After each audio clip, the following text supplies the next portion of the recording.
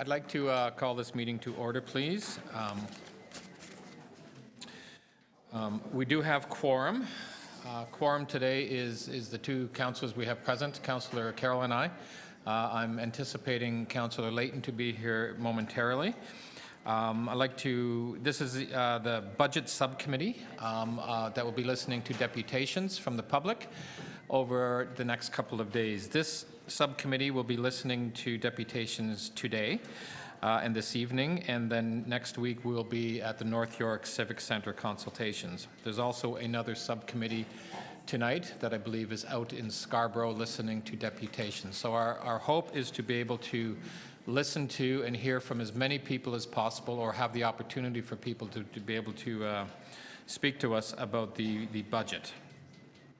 And again, this is a number of, we're doing 4 public consultations all over the city in the next week or so. We acknowledge the land we are meeting on is on the traditional territory of many nations, including the Mississaugas of the Credit, the Anishinaabe, the Chippewa, the Haudenosaunee, and the Wendat peoples, and is now home to many diverse nations, First Nations, Inuit, and Métis people. And we also acknowledge that Toronto is covered by Treaty 13 with the Mississaugas of the Credit. Just want to let you know that you can watch the proceedings at YouTube at Toronto City Council Live, or you could actually go to toronto.ca/council. Today's purpose, again, as part of the 2019 budget process, is to listen and to hear to residents and people who want to make comments on the budget that the budget committee is dealing with at the moment. We have approximately 45 deputations to take place between now and 3 p.m. The goal, of course, is to reach everybody and give everybody an opportunity. As part of the process, you have 5 minutes to speak. I am, as the chair, going to, just a few seconds before the 5 minutes, I will just give you a bit of a nudge. Respecting the fact that we want to give everybody 5 minutes, but we need to get done hopefully by 3 o'clock. So hopefully your presentations are 5 minutes, but if they go a little bit longer, I'll just politely ask you to wrap up, again, because we want to get to the next deputation. I want to move a quick motion that speakers who have not pre-registered for the 9:30 to 5 p.m. session at City Hall consultations be allowed to register to speak until 10:30 a.m. on February 7th, which is today, after which no further registration is allowed and speakers list will be closed for the 9:30 to 5 p.m. session. That's just to allow, again, we have 45 people at this point. We'll probably have a few more, but we just want to make it manageable to be able to get to everybody. Councillor Carroll? If we're planning to move a similar motion for this evening, could we maybe tell this crowd, in case there are any unregistered people, what the rules will be that we plan to move for the evening session? Just so they know, just so we've got it on the record. Have you had some thoughts around that yet? Yeah, I mean, we could. Again, the hope, if somebody shows up after 10:30, and I mean, they could also come here for the evening session. Yeah. I'm looking at the numbers here. I don't even know if we're going to be able to get to all of them by 3 o'clock. So if we don't get to them by 3 o'clock, we're going to have to come back at 6 o'clock. I'm just trying to manage the. But after 10:30, they can register for the evening session. Oh yeah, you can still. This is just for the day session. Really, until we're filling the room. That's all I'm getting at. To give them the whole picture, so that if somebody's listening in or web streaming, they've got the whole picture for the whole day. Yeah. That's all I'm saying. Okay. Yeah. No problem. Again, the goal is to try to get to everybody. We'll see how we manage it. Oh, sorry, the day session, I was just reminded, you're right, the day session goes till 5 p.m. I think I've mentioned 3 p.m. Don't know why I did that. It's actually 5 p.m. So we'll be going from now right up to 5 p.m., take an hour off, and then we'll be coming back for the evening session. Okay? Oh, yes, all in favor? Opposed? That's carried. Okay, so we are starting BV 1.1, which is the public presentations on the capital operating and rate supported budgets at City Hall. Again, 9:30 to 5 p.m. I'll begin with the first speaker, Tim Cyranos, Van Palmer, and Jason Mercer. Are you all coming up as a group?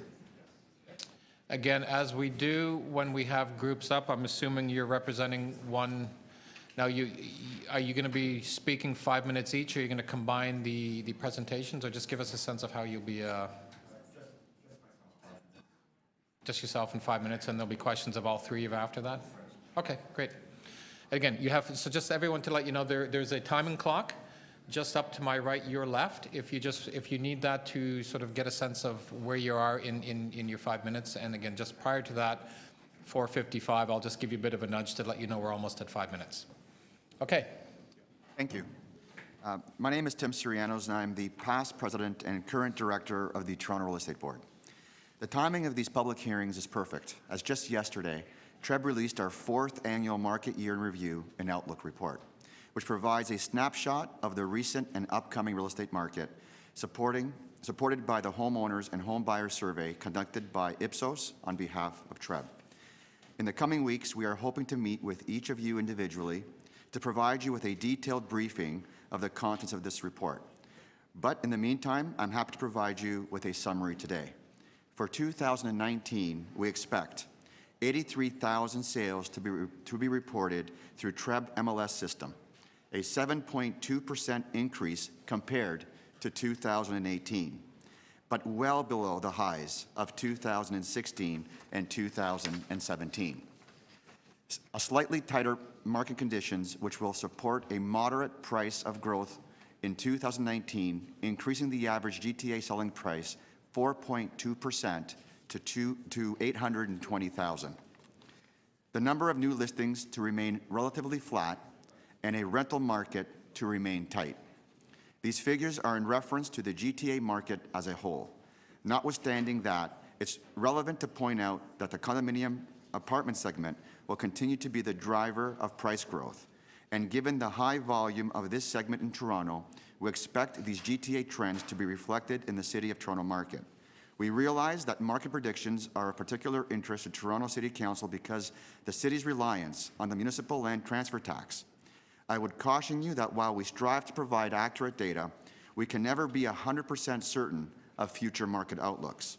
Interestingly, this highlights the vulnerable position that the city budget is in by relying on the MLTT, which we saw in 2018, with the MLTT revenue projected to end the year about $75 million under budget.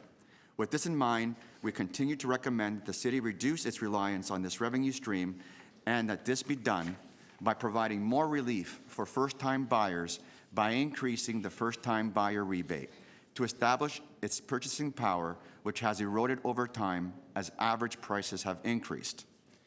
This could further increase the number of transactions, which would offset potential revenue decrease as well, and adjust the MLTT so that the higher rates are not applied on below average priced homes, as is currently the case. Not only would these changes facilitate prudent budgeting, but they would also help address the housing challenges currently being experienced by many Torontonians. I would like to close by noting that Ipsos surveys consistently find housing issues to be the top of mind to consumers, something which I'm sure many of you experienced during the recent municipal election campaign. As such, we are encouraged by Mayor Tory's focus on this issue as supply remains a challenge, and we look forward to working with City Council on broad-based strategies to address it, as we have many ideas to increase housing supply in the city. Thank you, and I'm happy to answer any questions. Thank you very much. Are there questions? Well, they had mentioned that they were doing it as a group with just one presentation. Should I tell them? I was actually going to say that. Sorry. No. We'll answer questions. We'll answer questions, though. Yeah, they're available for questions. No, that was very... Oh, Councillor Layton. We've got real estate professionals here. Can you give us a number for what we should expect this year? If someone was to have a crystal ball, what would you expect to be the MLTT number for 2019? Well, Jason, we're banking on what it was this year. Is that realistic? Are you looking at the actual total amount of sales through their MLS system, or are you looking at like what? To be honest, I don't know what factors go into predicting the MLTT. We kind of just we kind of rely on our crystal ball. Yeah. Well, if you look at our numbers, if Treb is right, your MLTT numbers obviously for 2019 will be slightly higher than 2018. Now, we're speaking to the Toronto MLS system, which is 75–80% of housing sales. You do have new homes as well. I can't speak to that, but Jason is projecting about a 7% increase in overall housing sales. So if you use that as a benchmark, then... And the value? Will the prices rebound? Because the MLTT is dependent on both the number and the yeah, I'll defer to Jason on the pricing. Yeah, if you look at, we are expecting a tighter market. We're expecting listings to remain relatively flat and a moderate increase in sales. So that should underpin, price growth in sort of the low to mid single digits. So yeah, that'll see us up to about 820,000 for the GTA as a whole. One of the things to understand in the City of Toronto is that, more of the home sales are driven by the condominium apartment sector, and that'll probably account for even a higher share, this year than in previous years, where we're not seeing as many listings, not seeing as many transactions for, say, detached homes or even higher density low-rise, and so that impacts your average price as well, where you're seeing more of those sales driven by, a lower priced market segment in condominium apartments on average. Okay, thank you. Thank you, and appreciate your time. Thank you. Thank you very much. Next is Colette Prevost.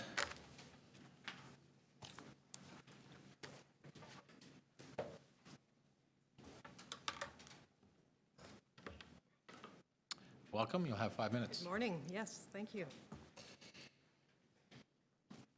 So my name is Colette Prévost, and I'm the Director of Advocacy and Communications at YWCA Toronto, which is the city's largest multi-service women's organization. Our association serves 13,700 women and girls every year in more than 32 programs across the city. YWCA Toronto has a long and proud history in partnership with the City of Toronto, particularly in providing housing for women and their families. We've operated gender-responsive programs for 146 years. We are a subject matter expert on gender equity.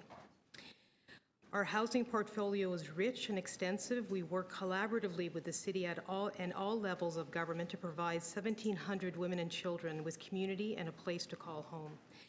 We are also pleased that in partnership with the city, we opened a new homeless shelter for women in January.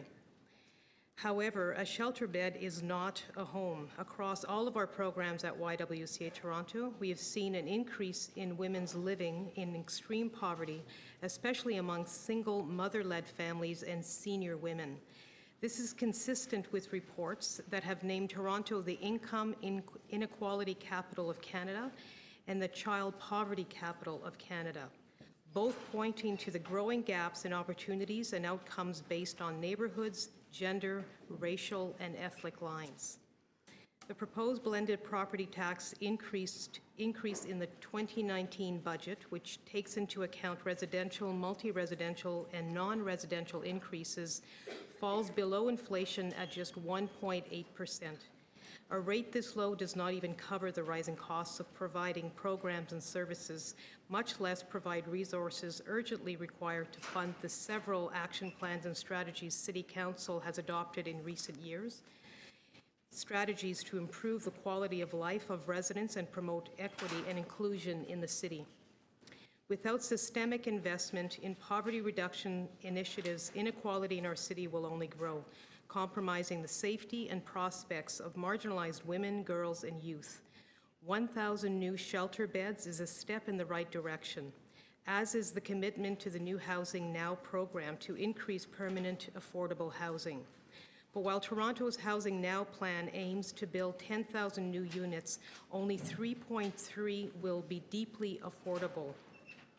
We must ensure a significant portion of our new affordable housing units are deeply affordable so that our most marginalized and vulnerable community members, many of whom are women on Ontario Works and ODSP, can actually access these units.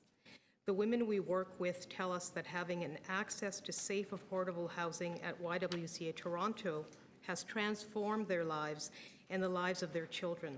We must ensure that no woman is ever forced to stay in a violent relationship because she cannot afford to leave or is forced to make the terrible choice between feeding her child or paying the rent. These are too frequently the lived experiences of many women in our city. Many families and single women stay in our shelters for too long because of the lack of affordable permanent housing. The provision of adequate housing is a fundamental human right. Although we appreciate the complexity of Toronto's housing needs, bolder action is needed by Council to address the housing crisis. We agree with the Mayor that housing for women with mental health and addictions issues is very much needed and that other orders of government should contribute to supporting the pressing concern. Similarly, the Youth Equity Strategy, approved by Council in 2014, has yet to be fully funded. As the strategy points out, the city's most vulnerable youth lack consistent and reliable access to safe spaces, programs that build positive socialization skills, and equitable housing opportunity, all of which serve to further marginalize and endanger them. $2.6 million in new funding, as articulated in the budget, towards this strategy is a good step, but we must also ensure that funding is gender responsive and takes into consideration the needs of girls impacted by violence in their communities. At YWCA Toronto, we operate a girls' center in Scarborough. We have witnessed firsthand how a girls-only space creates safety for girls and results in positive outcomes for them in terms of mental health, well-being, confidence, and educational attainment. No level of government has funded the work that we have done at the Girls Center, despite the fact that in 2007, our Safe Sisters program won the Mayor's Community Safety Award. Can you wrap up, please? I will. Thank you. The financial responsibility of ensuring safe spaces for youth, and especially for girls, should not fall on the nonprofit community alone. In conclusion, this new council has an opportunity to leverage the 2019 budget and have a meaningful and equitable impact. The stakes are incredibly high. We hope you will act with courage, determination, and partnership to create a livable and inclusive city for all. Thank you. Questions? No, great, thank you. Oh, Councillor Carroll had a question.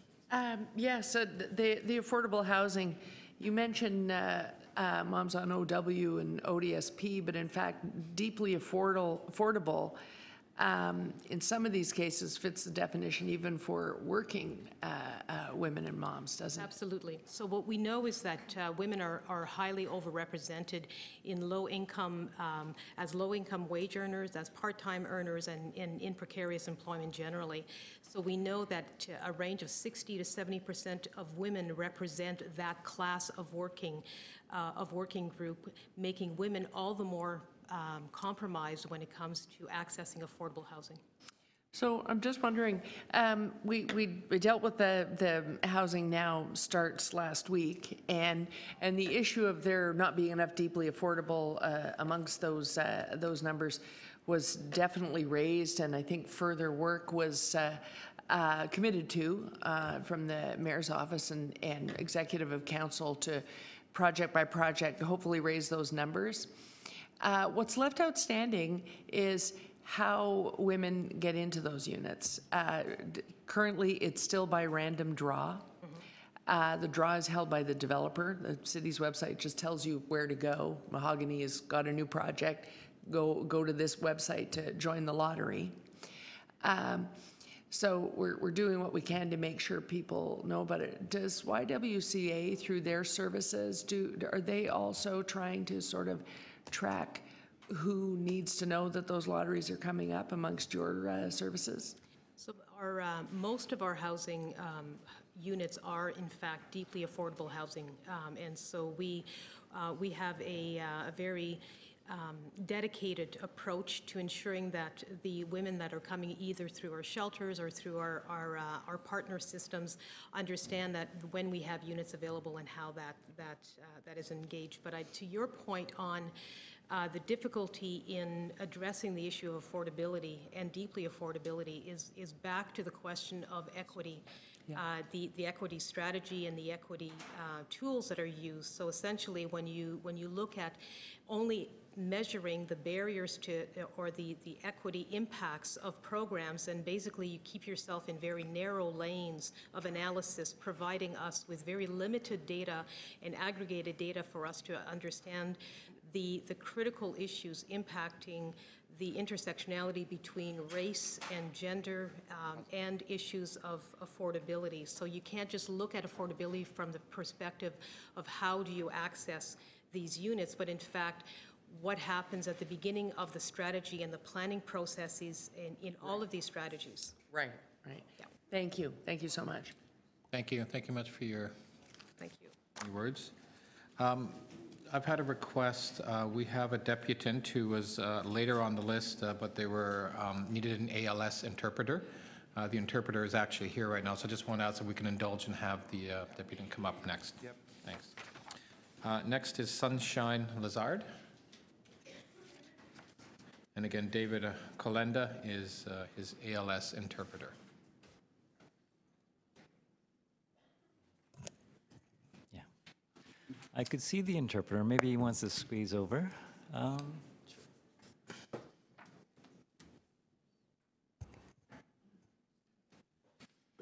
Hello.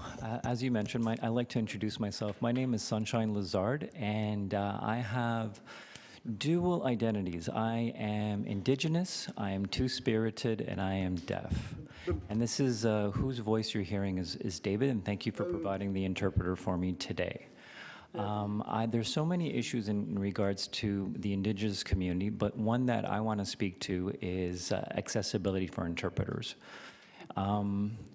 Interpreters are hardly ever provided at any event, whether it's a conference, a workshop, any kind of event, even everyday moments where I have to speak to those in my community. There's no interpreters present, and there's no budget. That seems to be the common thread and barrier. There's never any earmarked funds for interpreters.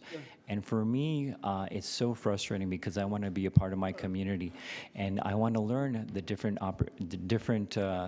traditions that I have, and there's people in my community that are non-Indigenous, that are deaf, and they're motivated to learn from my community, but there's actually no funds. So I am always at this crossroads where I ask for an interpreter, and I ask for any kind of interpreter to be provided at any event, but the same reason is that they're very inclusive and welcoming, but there is no interpreter funds.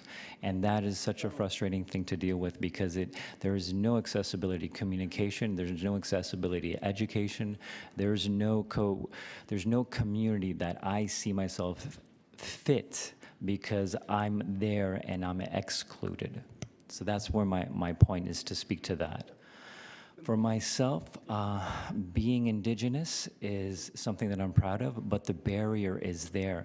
And if there's any budgets that the city could earmark to provide for these agencies, so those barriers could be mitigated, that is something that I'm trying to advocate for myself because it'll open the door for many other people, non-Indigenous and Indigenous deaf individuals. So there's a lot of communities, and sharing that intersectionality, that's what I came here to make sure that that is something that is on the radar for the city. Thank you. I think there are some questions that we'd like to do. Councillor Cressy would like to ask questions. So thank you for being here, David. Can you tell me, within the city process, are there any areas where there is adequate interpretation currently? Have you experienced whether it's planning meetings, consultations on issues, coming to depute here? Are there any areas where you have been satisfied with the level, or is it underwhelming across the board?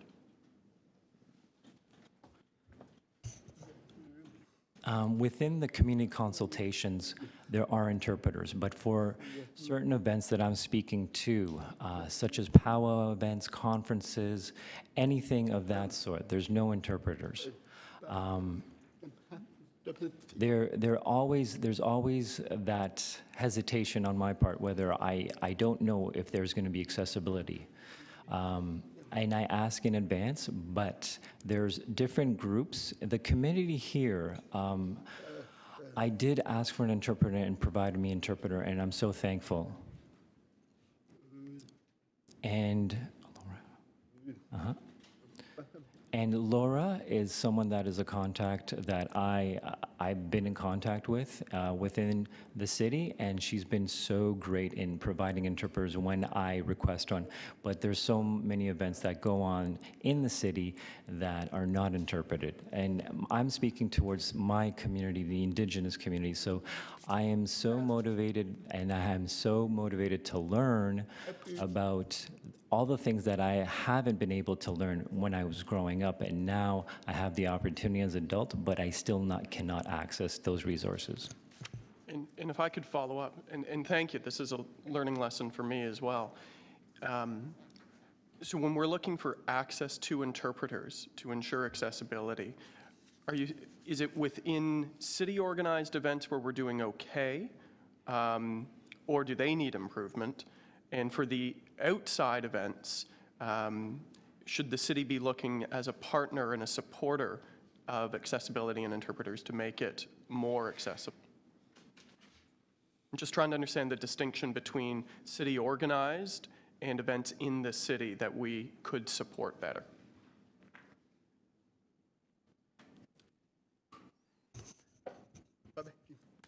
The external events from the city, it definitely needs support. And we're always, as I mentioned, the funding is the big issue.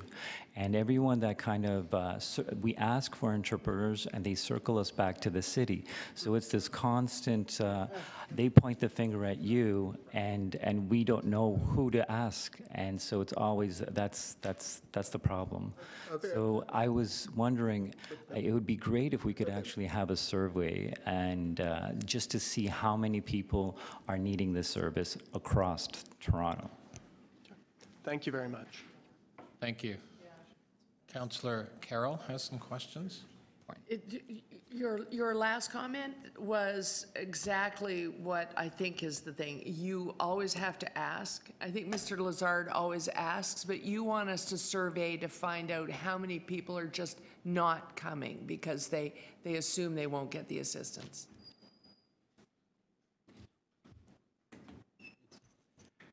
Yeah, it would be great, and just to even like have the logo of the events that are taking place, to have that visually on whatever marketing strategy that you have, whether it's a city-run event, to have that logo, that interpretation will be provided so we could see that rather than ask.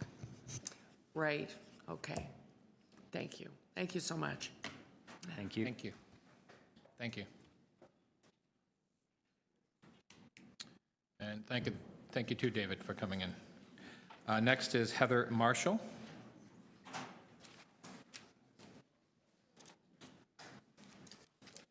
Good morning.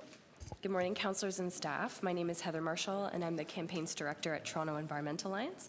T has 60,000 supporters across Toronto who want to build a greener city for all, and T closely monitors environmental decision-making at City Hall and participates in the budget process every year. T's Executive Director, M.A. Ma, will be deputing at Scarborough Civic Centre later today to share T's comments on the Transform TO Climate Action budget. It is critical that Council commits to fund the staff's request of $1.5 million for Transform TO this year, especially since you're already behind on the spending target and we can't afford further delays. Even though Toronto has good reason to celebrate reaching its 2020 emission target early, we can only reach our 2030 target if we follow the Transform TO strategy to a T and make sure it is deeply funded every year over the next decade. Like Transform TO, Toronto's strategies to achieve zero waste and tackle water pollution and flooding also need adequate funding to succeed.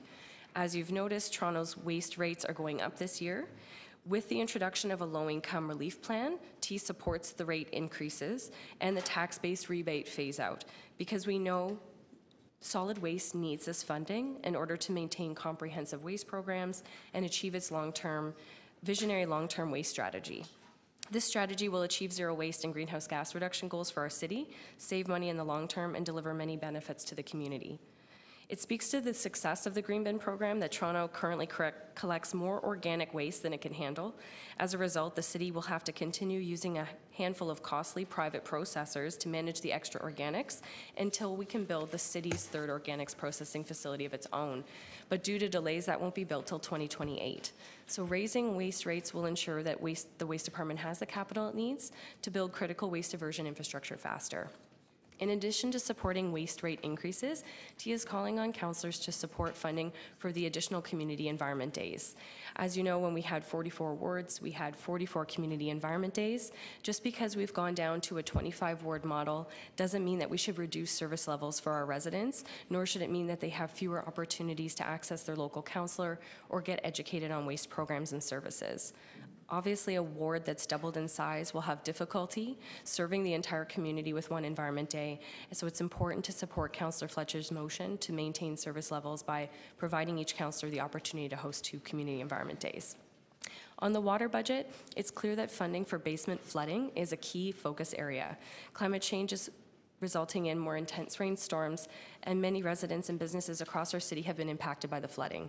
We know there are many unfunded flood protection projects on the horizon, so it's important to begin exploring funding models that raise adequate funds for stormwater management and send cost signals that incentivize property owners, especially those with a lot of roof cover and concrete, to invest in green infrastructure solutions.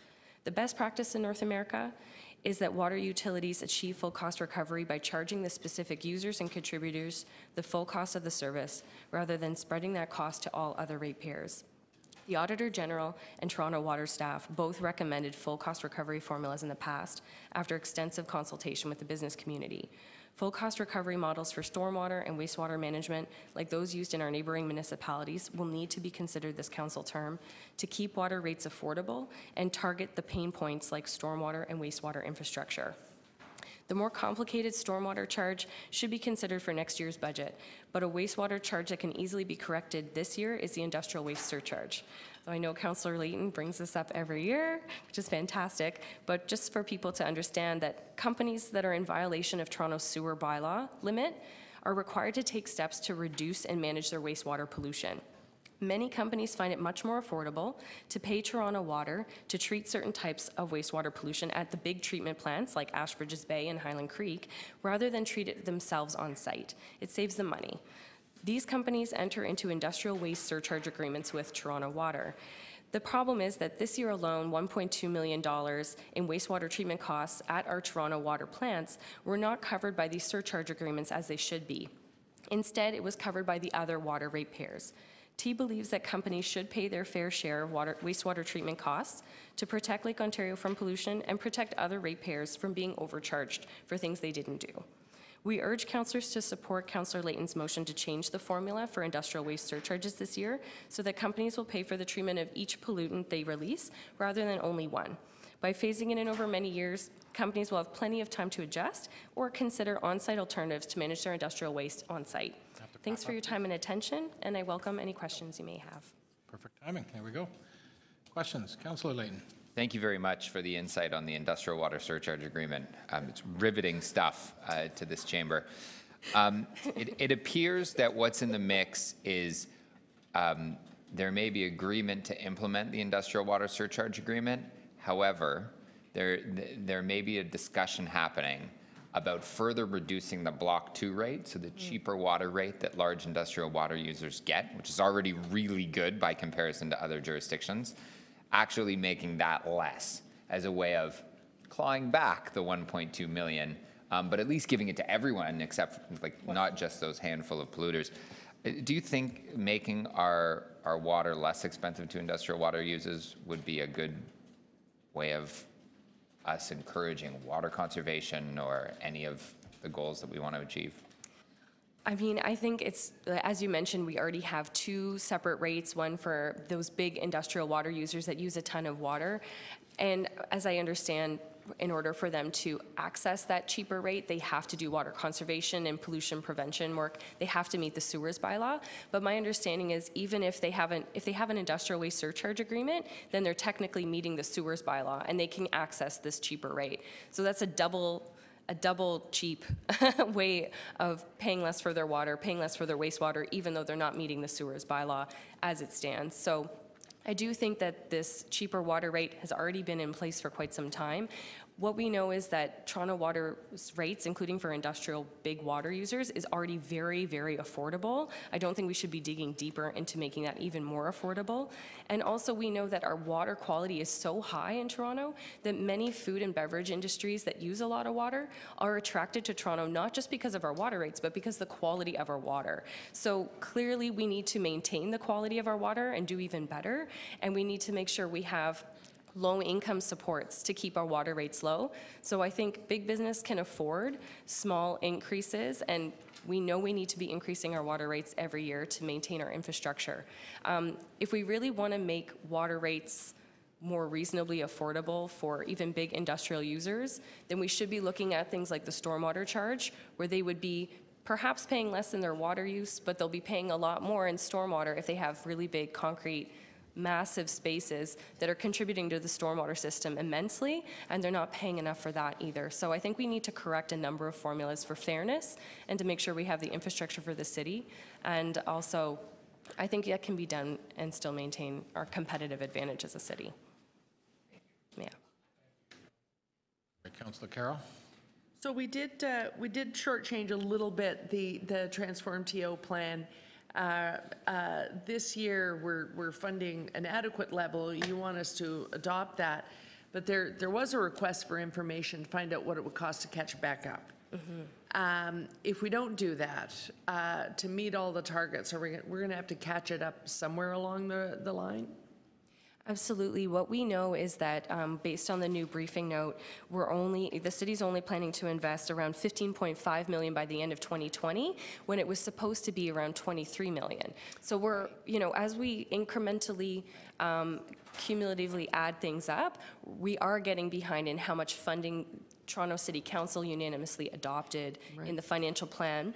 And most of that is because of the first year, the 2017 year, where it was significantly underfunded, even though it was unanimously passed by council. That sent the wrong signal that great strategy, but we're not going to give you all the money, and that led to a snowball effect to where we are now. We do need to deeply fund it every year, and I think we've kind of been in a honeymoon stage with Transform TO where it hasn't cost that much, but we also have already met our 2020 target. The 2030 target is the one that even these short-term strategies are working towards meeting now, and we can't be cutting back on any of the funding for all of the things in front of us.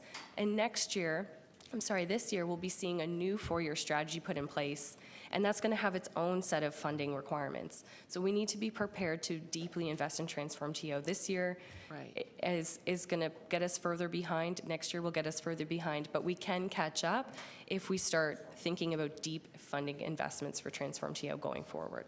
Okay, thank you. Thank you. Councillor Cressy, one quick question. And I'm sorry, I've been trying to explain this form for the last 10 minutes, but it's not working. I can help. Sure. It's not about water. So I just want to understand the perspective of T on this. Is the phasing out of the rebate for all 3 garbage bins, but for the small garbage bin, can you just articulate why T is supportive of that? Just want to understand this better. Sure. Well, again, this is with the caveat that there's a low-income support put in place so that lower-income residents will not be significantly impacted by any waste rate increases. Yeah. But we do know that rate increases need to continue happening in order to continue providing the good waste services, as well as to put in enough capital money to build out the waste infrastructure we need, like new recycling plants, new composting plants, et cetera. We do see that we do also want to incentivize those smaller bins and make sure people are switching from really large garbage bins to progressively smaller bins as they can recycle more, do more for composting, and also avoid putting more waste in their garbage bin. So for us, it's just recognizing that waste rates, just like water rates, do need to continue increasing in order to maintain infrastructure and service levels. But there's ways to do that that can meet equity needs, but making sure lower income communities and residents are not impacted. So I understand the low income offset as it relates that you're describing. How do we, in this model, while removing the rebates to ensure that we're investing in solid waste, how do we, alongside that, create the incentives for people to use the small bin to reduce waste? What are the incentives you think we need to be doing alongside the low-income offset? I mean, because these solid waste bin sizes are already based on volume, if you have a small bin, you're paying less than you are for larger size bins. So there's already a built-in cost incentive to go to the smaller bin with or without a rebate. It is always going to be the cheapest option to have the smallest waste bin size and to maybe increase your recycling bin size or get more active in diverting waste through other means. So I do think that it's already built in that you will spend less if you have the smallest bin size. I do think making sure we're continuing to offer free, accessible programs like Community Environment Days is another way people can access services and avoid some of those wastes that are tough to get rid of, like their hazardous waste or their electronic waste, and those are things that can sometimes end up in the garbage bin by accident. For the record, you were much better at explaining it than Councillor Layton. No problem. Thank you very much. Next is Nova Bhattacharya.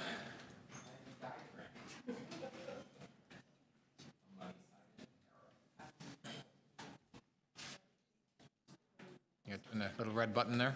Budget Chief, Councillors Carroll, Layton, Cressy, and other members of Council. My name is Nova Bhattacharya. I am Artistic Director of Nova Dance and the Volunteer President of the Board of Toronto Arts Council.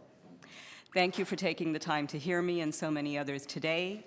Thank you, councillors, for all the work you did to support increased arts funding over the last term.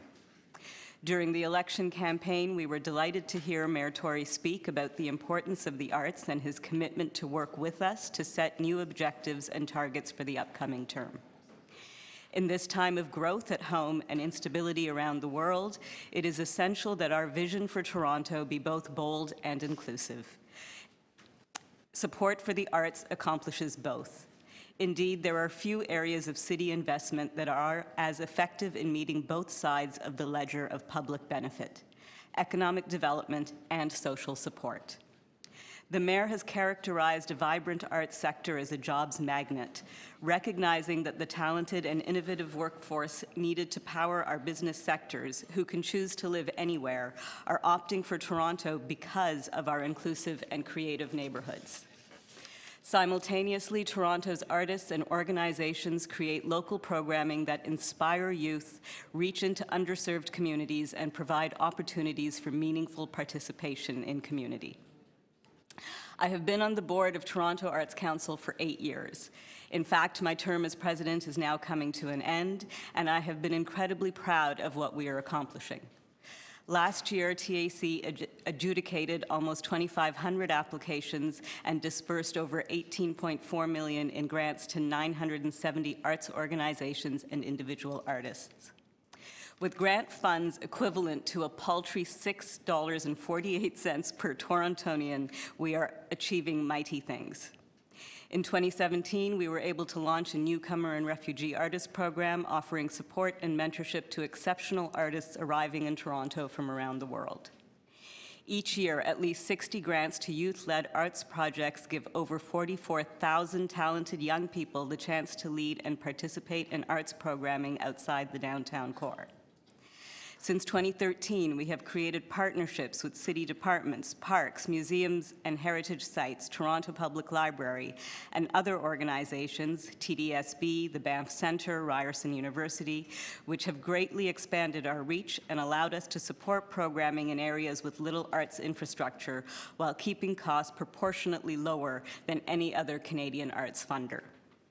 Today, approximately 1,000 TAC-supported arts activities take place outside the downtown core, and with ongoing support, we can commit to doubling this number during the term of council. We know that Toronto is the most diverse city in the world, and strong arts programming gives us the opportunity to bridge divides. Galleries, music, concerts, dance performances, these are the places that Toronto communities come to share energizing, joyful, and thought-provoking experiences. And thanks to TAC funding, events are often available at very low or no cost. TAC has implemented an equity framework that is setting the standard among arts funders.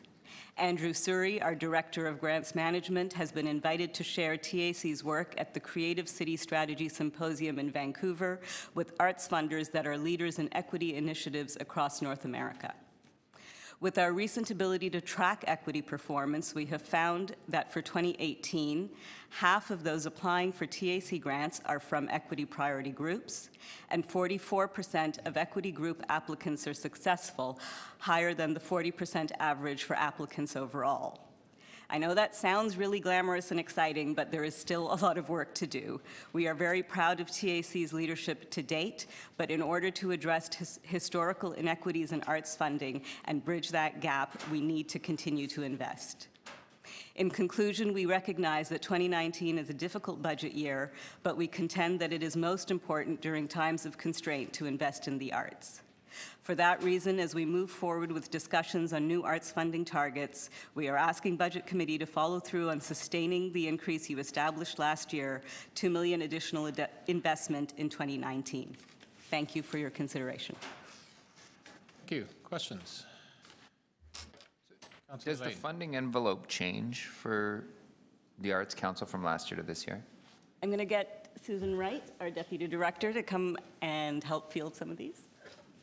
Sorry, which funding envelope? The funding envelope that comes from the city for arts grants I mean, at this point, the recommendation is zero change. is zero change, so it's flatlined. It's flatlined. And was there an anticipated change? Well, Budget Committee had sort of requested information on what a $2 million annual increase to arts funding overall. That wouldn't all necessarily go to TAC, but that was part of the Budget Committee motions last year. So we were quite hopeful that there would be the possibility of a $2 million increase to arts funding this year. I don't recall seeing that in the analyst notes. Was it there? Well, so this was moved as part of the budget last year. So the decisions we made last year was for staff to look at the potential. It's actually in there. I think it's in ECDEV, Okay. Economic Development Counselor, as I recall. Do we have any information? It used to be the $25 per capita. Do we have any information about what the new bar is for us to So that for? That is a commitment that the mayor made during the election campaign, and that the community has certainly taken him up on, coming up with a new target. It has not yet been actually established. There is Toronto Arts Council and the Friends of the Arts, who are going to be in here en masse tomorrow, have been looking at a doubling of funding, which would be consistent with what has happened at Canada Council and what had been happening at Ontario Arts Council until the recent government changed that. Sure. Thank you. Thank you. Councillor Cressy? Thank you, Chair. Just so I understand, because I've seen the briefing note for TAPA's lobby day tomorrow, is TAC's request that we provide the additional $2 million for arts funding overall to TAC and others on top of the proposed budget? Certainly, yes. Okay, so to identify an additional $2 million towards arts funding. Arts funding. Okay, that's understood. Thank you. Thank you. Councillor Carroll? I don't have a question. I simply want to thank Nova for her term. She's been a very action-oriented president. Thank you so much. Thank you. Yes, thank you, Nova. Appreciate all the work you've been doing, and thank you very much for your deputation. Next is Ronell Bruder. Ronell Bruder. One more time, Ronell Bruder.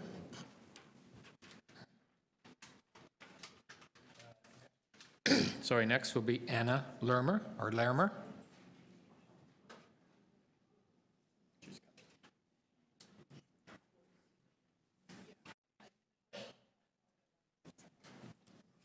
Thank you. You'll have 5 minutes. Hello, my name is Anna Lermer, and I'm here representing TTC Riders. We are a membership-based group of transit riders.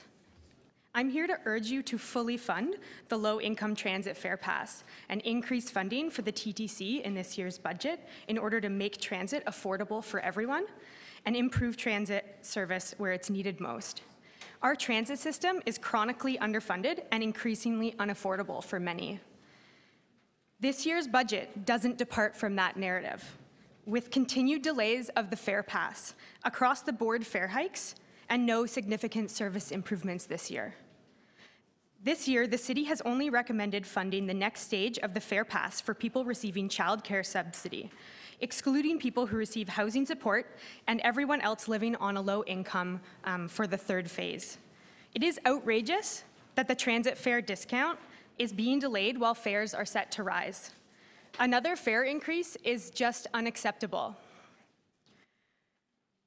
TTC fares keep going up because the TTC is one of the least funded transit systems in North America, and members of the TTC board say that they have no choice, but another way is possible. You have other tools to raise revenue needed to properly fund the TTC and all the other very, very vital services in our city. This fare increase will negatively impact Torontonians in low-income communities, deepening inequality in our city. The TTC and city staff recognize this in their equity impact statement and briefing note 4.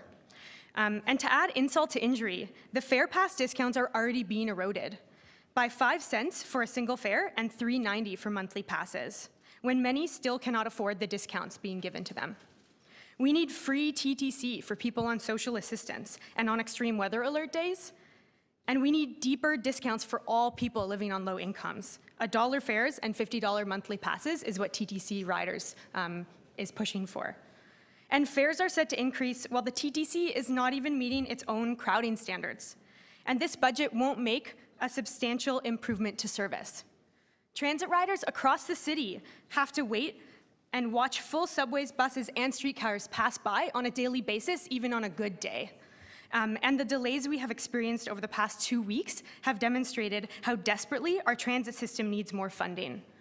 Millions of people rely on transit every day to get around the city. It needs to be reliable and affordable to serve everyone, and this budget does not bring us closer to that goal.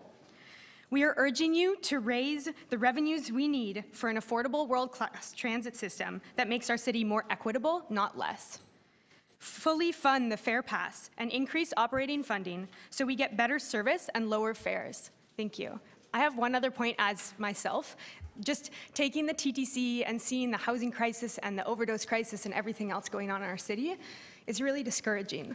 And like, you need to act. You need to do something. Thank you. Thank you. I appreciate that. Councillor Carroll had a question for you. Yes, thanks, Anna. I'm not picking on you. I always ask this of TTC riders. We are doing what we can, but I just want to continue to ask, especially as we have all new government members for the City of Toronto, is TTC riders also doing everything they can to meet with provincial MPPs and familiarize them with how transit systems are funded in the rest of the world? Of course, yes. We are meeting with MPPs around the subway upload issue and the funding issue. You know, we are trying to push them to increase that gas tax funding, to double the funding to transit in all across Ontario, but we don't have a lot of hope. Yeah. So but they are still taking your appointments? Yes, some, yeah. So we're at least getting to where, because most of the people that we saw elected really had no experience in transit. So you're at least getting to the point where someone other than a politician is explaining to them how transit cities run. Yes, we are. We are meeting with them, but great news. Thank you. Okay. Yeah. Thank you very much. Councillor Layton had Yes, a question. thank you very much. So yeah, perhaps I haven't been paying enough attention to one particular aspect of this, and that's the amount of money, the amount for the existing low-income pass that's changing as a result of this budget. Yes. So the low-income pass started when and at what rate? Yeah, so the low-income pass started in April 2018, or it was like available for folks to access it in April 2018, so just less than a year ago, and the rates are $2 fares and $115.45, I believe, for monthly passes. And you know, we've done our best to try to tell folks about it, tell people about it, because they don't even know that that exists, that those discounts are available. But we've also heard from people that it's not enough, and that is funded through the poverty reduction strategy through a different kind of department. But the Ttc in their fare schedule has increased those fares by $5 for single fares and by $3.90 for monthly passes already. And it hasn't been a year. By 5 cents for single fare? 5 cents for single So now fares. it would be $2.05. Exactly. And then how much on the monthly fare? $3.90.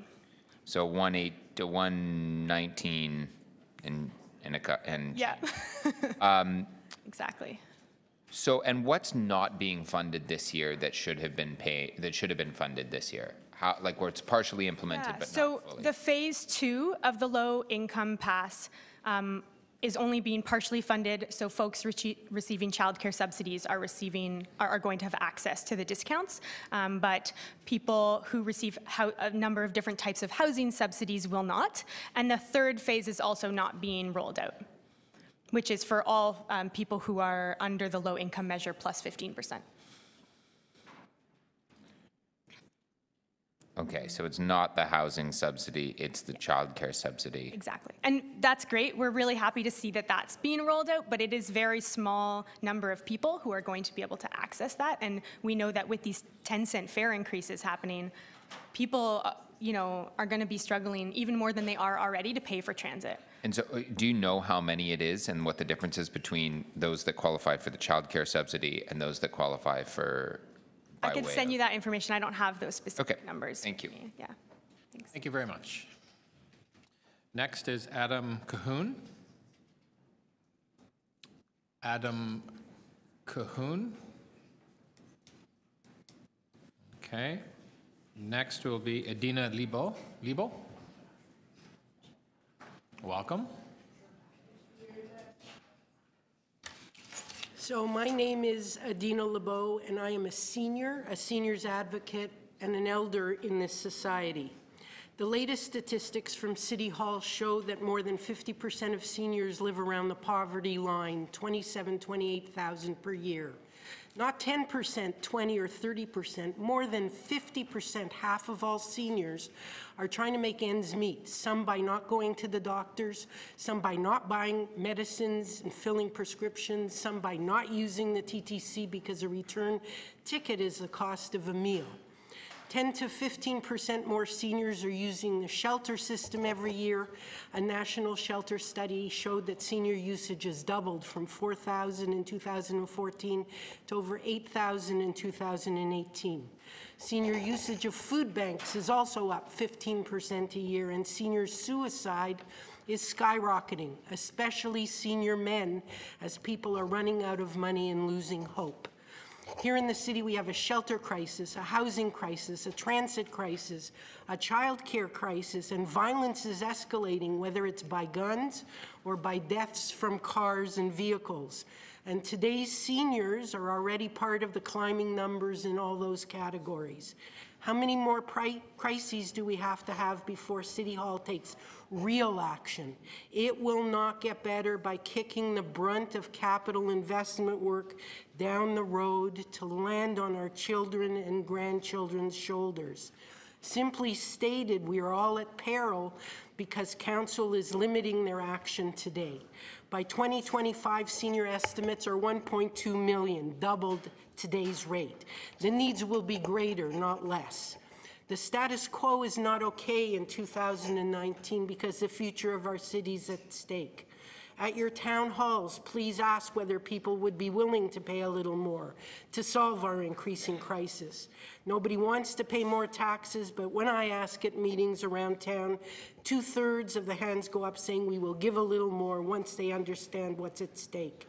put a dent in our crisis, call a state of emergency, and make other government levels take action. We will march with you on Queen's Park and even to Ottawa. You have 4 years to turn this city around and to show what this council is made of. The 2019 budget is uninspired, it's insipid, and it's not worthy of you. This council can be remembered in the history books as a council that changed the direction of a city, a council that challenged the status quo, a council that was not afraid to raise property taxes for the good of all people. We pay 69% of what other municipalities pay around us. A council that used its powers and used the revenue tools as outlined in a report from KPMG, which state categorically that Toronto is leaving billions of dollars on the table, billions of dollars that are desperately needed to solve our current crisis. In this budget, there are no new revenue tools being used at all. Do you think rich boomers will solve the problem? Think again, they don't have more money than their parents. Their parents are using up all the money they save because they're living longer. The boomer kids are staying at home because they can't find real work, only sporadic part-time work. And the boomers' aging parents are also moving into boomer homes as they age and become ill. So mounting costs for boomers are met with them being kicked out the door by their employers just at a time when they need to continue working. Retire and live on what? And help their children and aging parents how? CARP did a survey. 10% of seniors have enough money to last them to their 100th birthday. 20% have some kind of industrial pension. 17% are taken care of by governments. 53% of seniors will be trying to live on their savings, average savings of $150,000 and average debt load going into retirement of $100,000. This isn't going to save the system. And for those of you who think that government supports you in your old age, think again. OAS, CPP, GIS will give you about $25,000 per year if you qualify. And that's if you qualify, and many of our aging immigrant populations and people who didn't work here don't even meet the criteria to get all three. Please consider using the revenue tools. Implement immediately a vehicle registration tax that will hopefully reduce the number of cars and help environmentally. A parking tax that will do the same. Go after those road tolls again. You'll have to wrap up, please. Okay, get a piece of the alcohol and cannabis money, or even go after a 2% Toronto sales tax and open up the Toronto Act and look at a 21st century solution to an act that was made over 100 years ago when the city was a small agrarian community.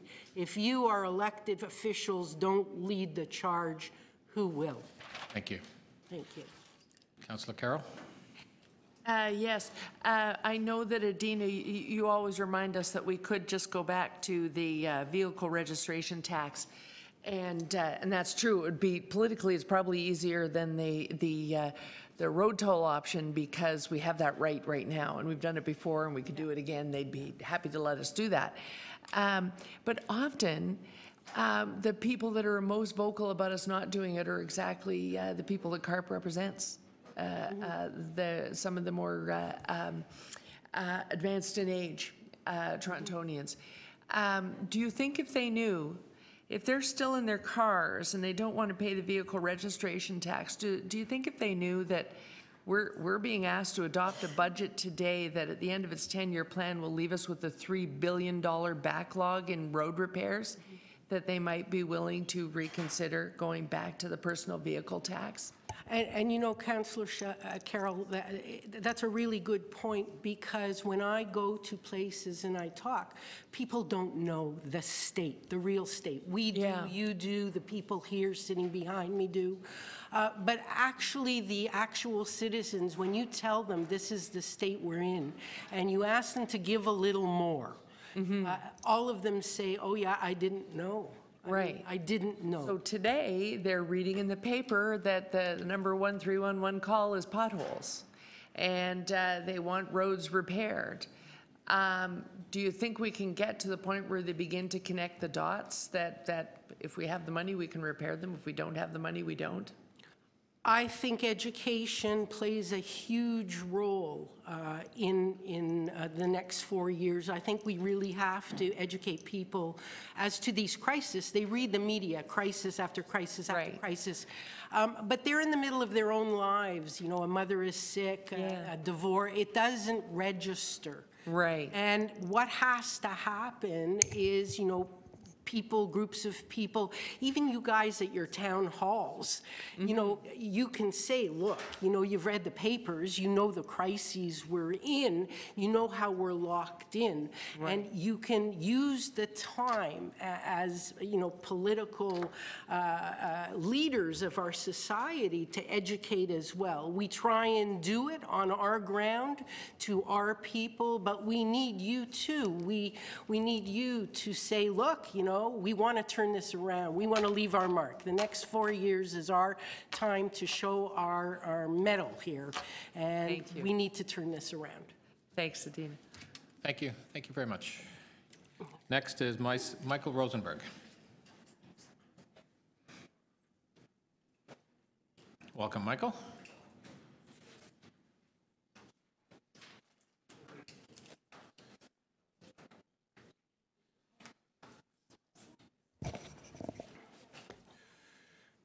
Hello, I'm Michael Rosenberg.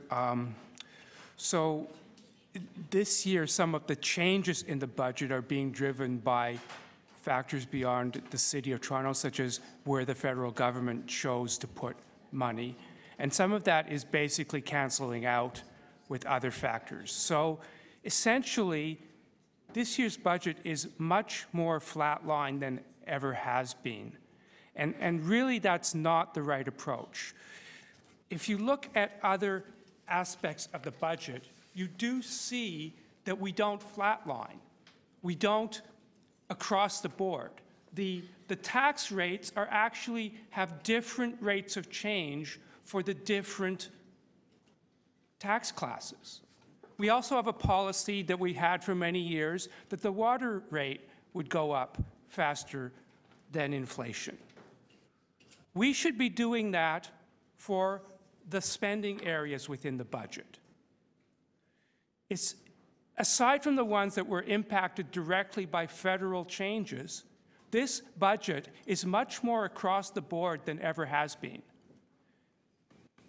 We should have an explicit policy of putting more than the average into the TTC, into housing, and a few other areas, and having less than the average into a few areas such as technology, such as roads, and a few other areas. We should not have an across-the-board policy. We already have explicit categories for the tax rates that are not across the board because we recognize that the ratios are not correct. And we want the ratio to be something different, which means the rate of change each year is not equal so that the ratios would change. We should also be making sure that we have an explicit policy of changing the ratios in our spending. In previous years, we made a big deal out of, oh, we're doing this across the board. But we didn't. The TTC often got a 15 or 10% increase. But not this year, because we never had an explicit decision. In May or June, when the budget direction comes out, there should be an explicit decision that TTC and housing are going to get more than the average, and technology and roads and a few others are going to get less than the average. It shouldn't just be left to chance, because this year it didn't happen. This year, technology and TTC got exactly 3%, exactly equal to each other. They're not equal. One is valuable, the other is more harmful than helpful. They are not equal. There should be a policy that several years from now, we can expect them to be different than they are now, and we should move towards that by each year making sure that the TTC gets more than the average and that technology gets less than the average. whatever that average is, because there are many factors beyond our control. Sometimes we might be able to average everybody getting more than inflation, sometimes less than inflation. And we can't guarantee that revenue will increase. The economy isn't doing well anymore, largely because of the overemphasis on technology. And in any case, the tax rates have been going up faster than inflation because there's the levy that is not included in the reported numbers here. But we do, for those people who want tax rates to go up faster than inflation, we already have done that. And in previous years, we've already done unequal spending ratios, and we've given more to the TTC. But it was never a policy, which meant that it could always not happen. And this year, it did not happen. The TTC did not get more than technology as a percentage change. So you need to, first of all, this year, move a little bit of money from technology to TTC, so at least they're not equal.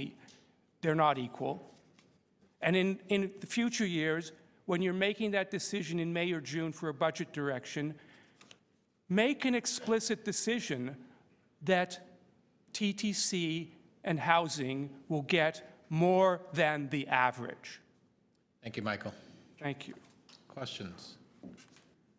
Appreciate your deputation.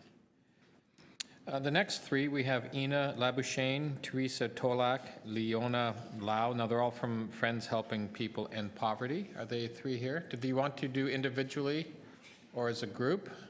Individually. Okay. Right? Or you could all come sit at the same time if you want. Teresa is not here yet, so she's running a little late. She, an emergency thing. So, could she, if she gets here, could she? If she gets here, yes. I mean, I'm also, there are a few people who we will ask just before lunch if they're around. If we'll try to reach everybody, but if she shows up, yeah, absolutely. Okay, great, thank you. Hi, thank you for listening to the public. We appreciate this time to speak to you guys. First of all, I would like to speak to a couple programs that have directly requested funding in this budget. One is the Neighborhood Information Post.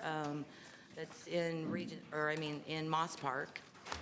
They operate the rent bank, and I believe that they put to you guys very specific asks, and I would hope that you would find the benefit or see the quality that they do bring by these programs and fund that. Then there's an access to registration or recreation, sorry, that is a newer group, and they are trying to help children in the Regent Park area get access to the pool, which right now they are last on the list, and I'm not exactly sure why that is, but so even though the pool's just blocks away, they don't get to use it. It has a pilot program that's in the schools there at Dufferin and I can't remember the other one off the top of my head, but anyway, and it's a good initiative, and it will help leverage so the children get use of that pool. We have a very big, gun violence problem there, and so getting the kids into swimming or different sports is very important. Then I would ask that you fund the youth equity strategy in the total poverty reduction strategy, as again, our youth are vulnerable in the violence that's there in our communities. And then I heard that the community policing was on the chopping block, and I really seriously want to say that our police, the regular police, are so experience so much trauma and see so much trauma that I believe that they are suffering from PTSD, because the amount of violence and the amount of brutality that they give out is quite frequent, and I hear a lot of stories from this, okay? I'm not necessarily blaming them, but I'm just saying that they probably are suffering from PTSD where they have lost their emotional connection to what their job is doing. Now, the community policing, on the other hand, has just, it's amazing the progress that it's made. It's so important to our communities. These men, they go, they like help us take meals to seniors. The seniors are very isolated, and they love it when, I mean, they go and they talk to the people, and they're very helpful, and they've saved even lives, like in the seniors building, I know. And just, it's just their quality. They operate with the youth, and they're very accessible, and they care, and they have, like, their heart is put back into the policing. Whereas you have the other side where, and I understand that this world is violent, and that personally I think it'd be scary being a police officer with guns and gangs and things. You never know when somebody's gonna assault, you know, try to hurt you. But the community policing really, like, it just creates community, and it's taking away that barrier that's between different communities and the police, and it's really important, and it's really good, and so I really hope that you don't chop that off, because that's the policing that works. And so, and then lastly, I would like to say that I hear a lot from the different people talking about how big businesses or they're all getting breaks. So like what, the mayor opened up, or not the mayor, anyway, like the people building these huge, high rises are given tax rebates for the next 10 years. I mean, really, as a city, we need to like see how these people are building the buildings that they're building. They're not building them well. And then, then later they're gonna fall apart. And I just feel that we really don't put any, or like maybe watch how these people are building things. And we should ask that they use energy efficient material, or we should like make sure that the building sustains itself, because that is the future. Like, why don't we be a forerunner? Have to wrap up, please. Okay. Anyway, that's just, it just seems like we give the breaks to all the businesses or to the landlords that don't, make sure that their buildings aren't falling down on people, like the ones in St. Jamestown. Thank you very much. Questions? Unless we want to do Leona, did you want to? It's up to you. We could. Maybe I should leave this before we get to it. I just wanted to ask about, I wonder if you have any specifics on the rumor that community policing is being cut, because it actually isn't. It isn't? The way forward community component of it is still actually underway, although it's coming out a little too slow for my liking. But is the feeling on the ground that it is ending? I'm wondering where that rumor is coming from. Well, I just know that when we were delivering senior meals, that someone mentioned that they had heard. So I was just speaking on that, because I mean, so I just wanted to tell you guys that really works, and that please don't cut that. Because that would be a way, like, to cut out of the police budget, right? Yes, but while we don't develop the police budget, we do adopt it here, and from the review, that's not my understanding. Okay, I think that component of the way forward is still there, although it kind of got sidelined a bit this summer. Some of the initiatives got sidelined just by some of the crises events and the addition of officers. But what you're telling us is they're not doing a very good job of messaging out there that what moves are being made to institute it. I'm so sorry, because that I was just going on what I heard, and saying that it's such a good program, that they really make such a difference in our communities and helping bridge that gap, and so we'll having do a people better not job. be afraid of the police, and Exactly. working with the police. I mean, so it's just completely night and day from the other police. Okay. Yes. So that is a very. We'll do our best to make sure that it's still keeping track. Yeah. Okay. Thanks. Thank you. Leona? Friends helping people and poverty is my subject, and funding for our poverty reduction strategy is very important to our community, for people that are on low income, very important for our community for people that are on low income. We need food, rent, and transportation to be more affordable and available. If people had more money, we were more able to serve, we would feel so alone. Deeply affordable housing is very important to our society. We have to get as many people as possible into it. There are so many people on the streets. The city needs to give more money to get people into housing. This is not just a problem, this is a crisis. We want to see you have compassion for our community. This is why we voted for you. We support funding for the Moss Park Festival through Essential Neighborhood House that I love working with very closely. Thank you.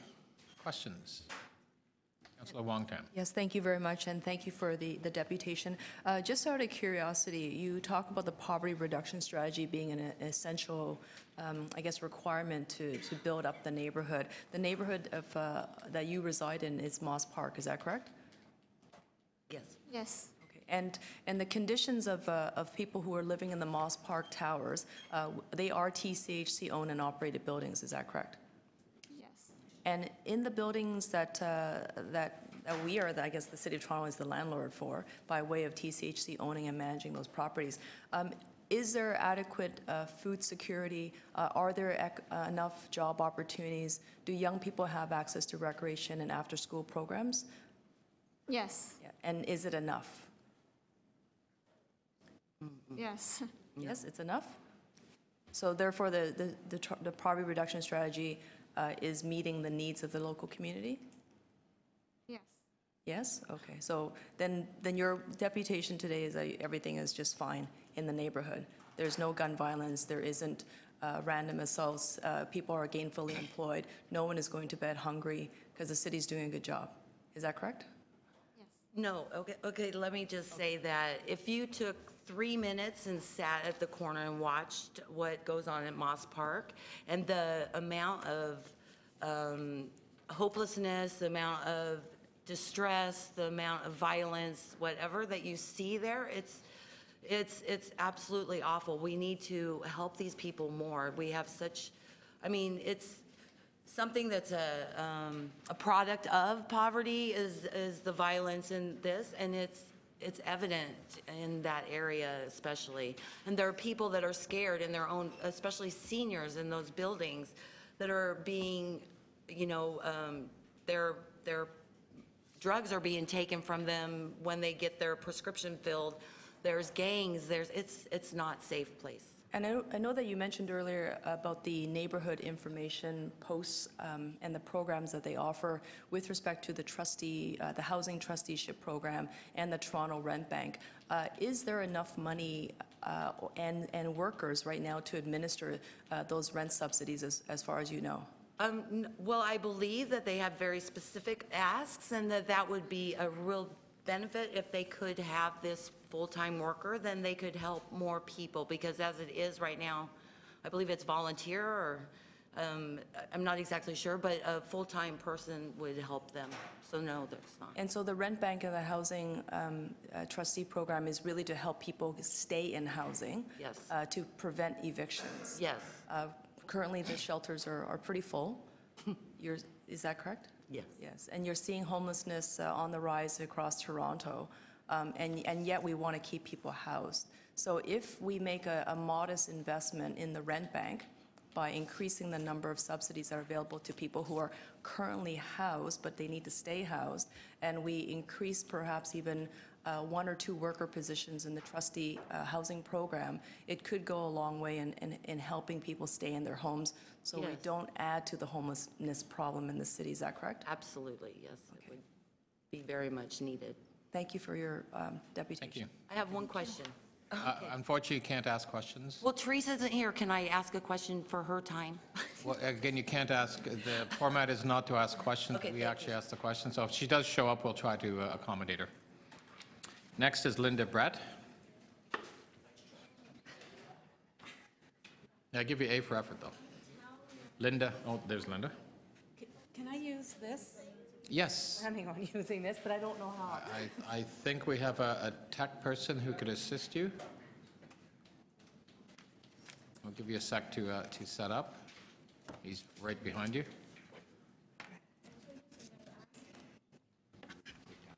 For me? Yeah. No, I know what to do there. I just don't know how to turn it on. Okay. Okay, again, you have 5 minutes.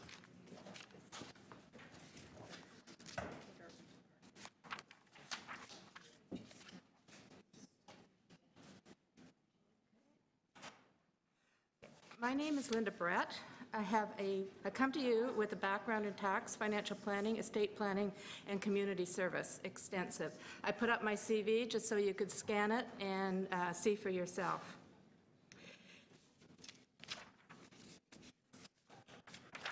In my opinion, our city has a problem of general underfunding of services, programs, stewardship responsibilities of the public realm, parks, and ravines.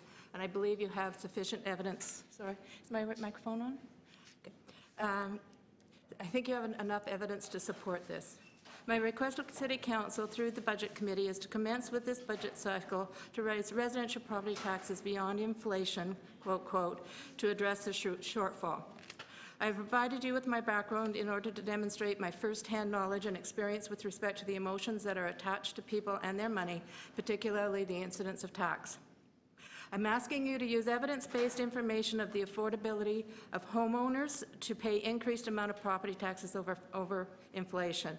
I have here the excerpts from the Argyle Public Relationship Survey that is attached to the Executive Committee, December 2001 or 2016, which tells you that 16% of people believe property taxes are too low.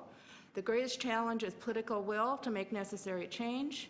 50% of the city believes the finances are worse than 5 years ago. That's 2016. There is a room to increase taxes and explore revenue options. I'm asking you to gather evidence to determine those who truly cannot afford to pay more property taxes. Request the province to provide statistics on the property taxpayers who qualify for the Ontario tax rebate and income tax tested program. Use the information from other services, city service programs targeting disadvantaged, and develop the appropriate measuring tools and criteria to determine affordability.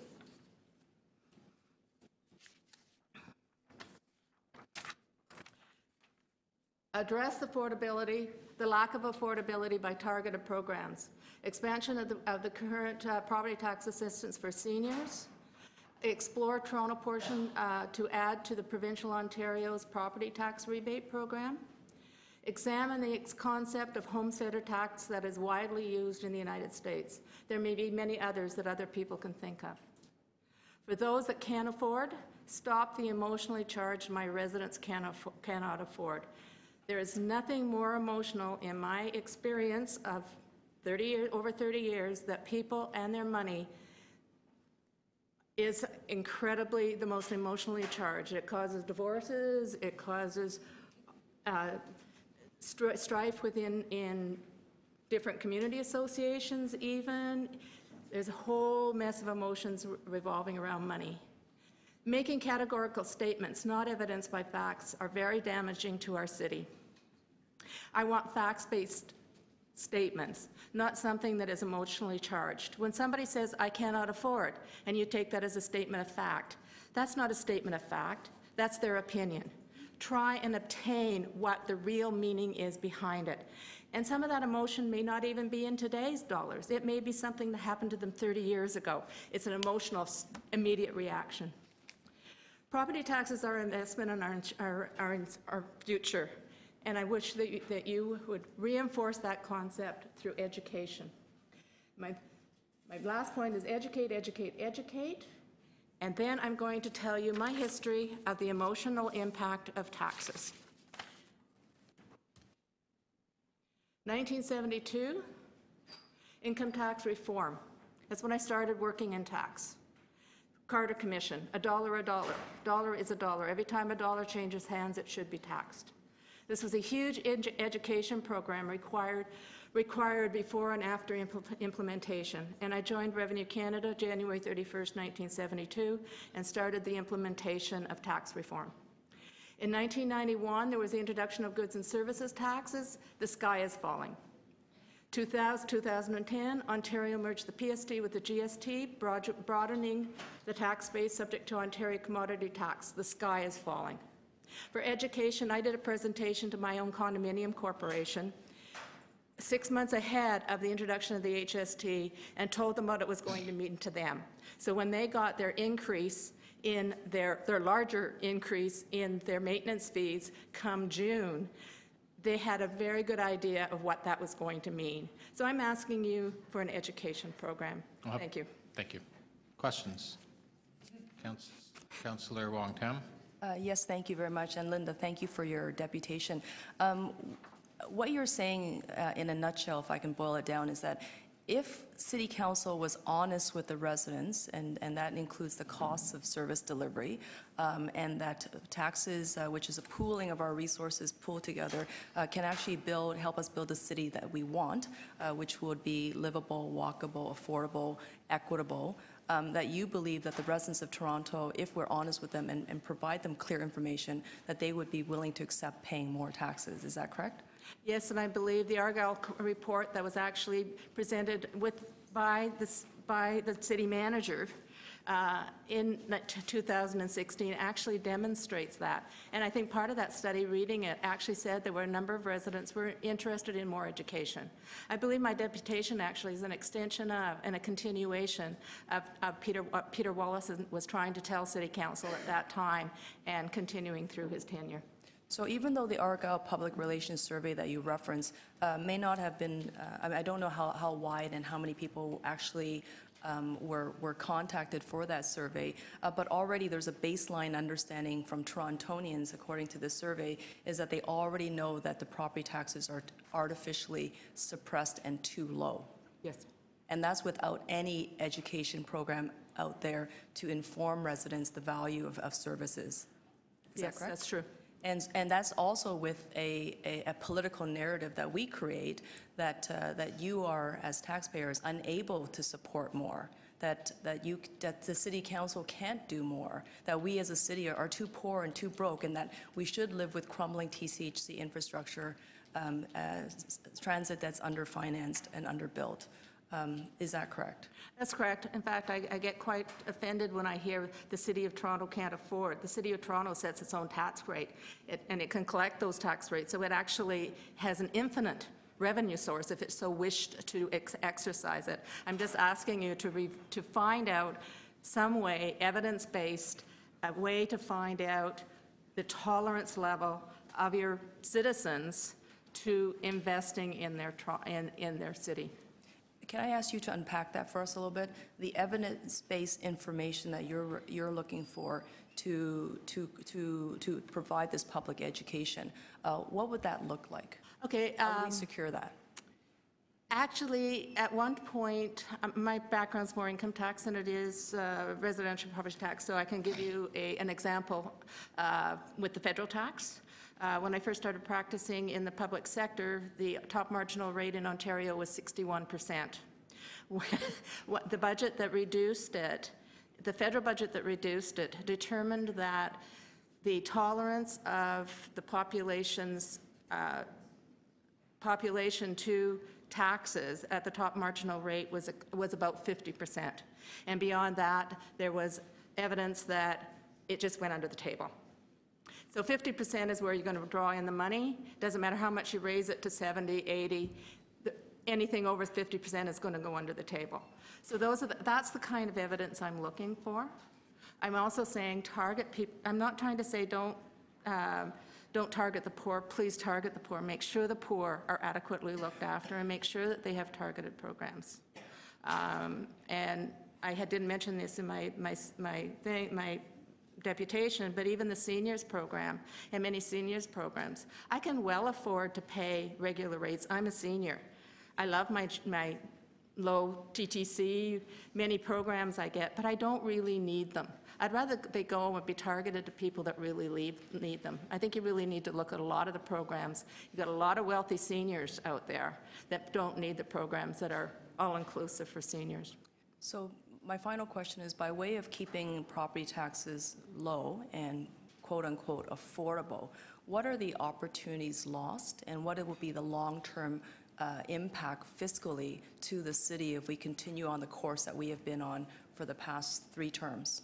Well, Councillor Wong-Tam, as you know, I live on the Rosedale Valley Ravine, and the ravines are very passionate to me, and I see a ravine strategy that's not being implemented. I think there's a long-term effect to our environment, to the lungs of our city, to not being funding that program. I see increased violence. The more poverty we have, the increased violence, the increased inability to attract people to come and visit us. My friend was recently attacked at Yonge and Bloor. It's a police report. That never happened 5-10 years ago.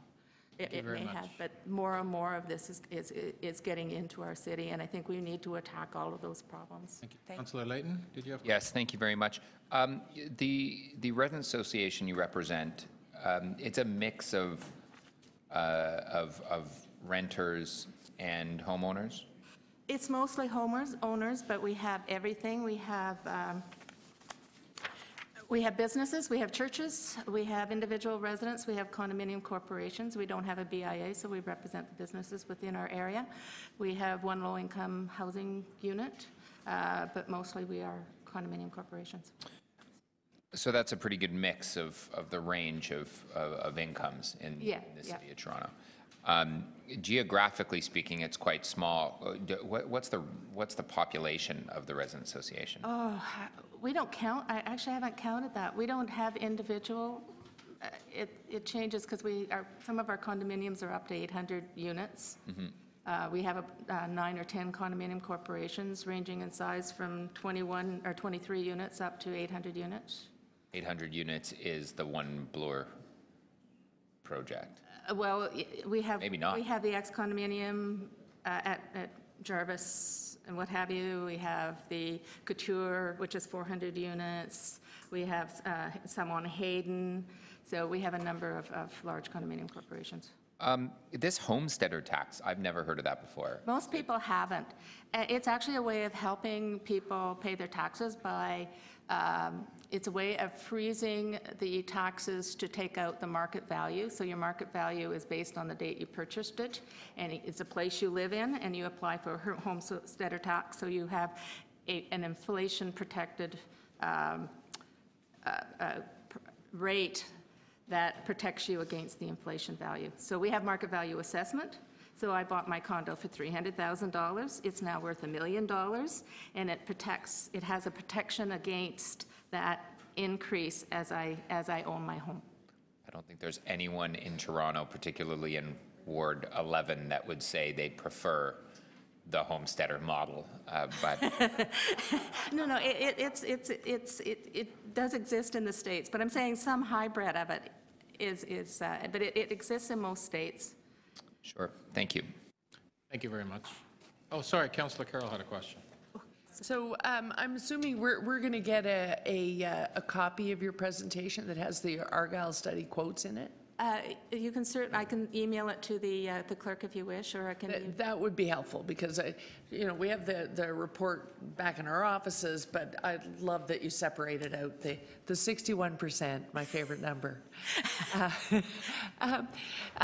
In your organization, is the receptiveness? Do you think this is because you're having a different conversation? It sounds like you're having the realistic conversation about, if we paid more, what would it mean? What would we get? I think that's the problem. We just keep saying, can you pay more taxes? We don't say, if you're paying $550 a month in property taxes now, what would change if we rounded that up to 600? Exactly. I think everybody recognizes that the city staff and the city have done pretty well, have really trimmed down, have really gotten to a bare bones. They have got efficiencies, have gotten you to a certain point, but there's a point beyond that you can't go. You can't hurdle anymore. Right. And I think everybody, the people in my residents association, at least my executives, certainly realize that, certainly are educated enough to realize that. Maybe I educate them, I don't know. So there seems to be a trend that in municipalities that have tackled this and moved on. They've changed, you cannot afford to, if you could afford this, here's what would happen. Yep. Should we not, rather than pillaging the 10-year capital plan in almost every division in our budget, should we not be saying, if you want us to finish that gardener, can you afford this? Rather than just pillage the budget to pay for the gardener?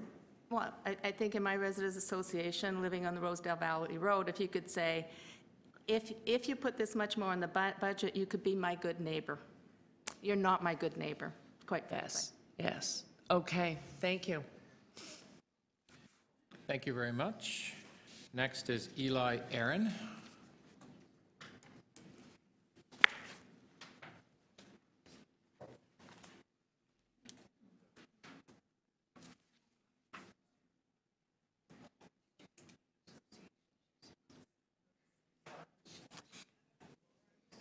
Welcome. You'll have 5 minutes. Thank you. My name is Eli Aaron, and I'm the transit lead at the Toronto Youth Cabinet, our city's youth advisory body.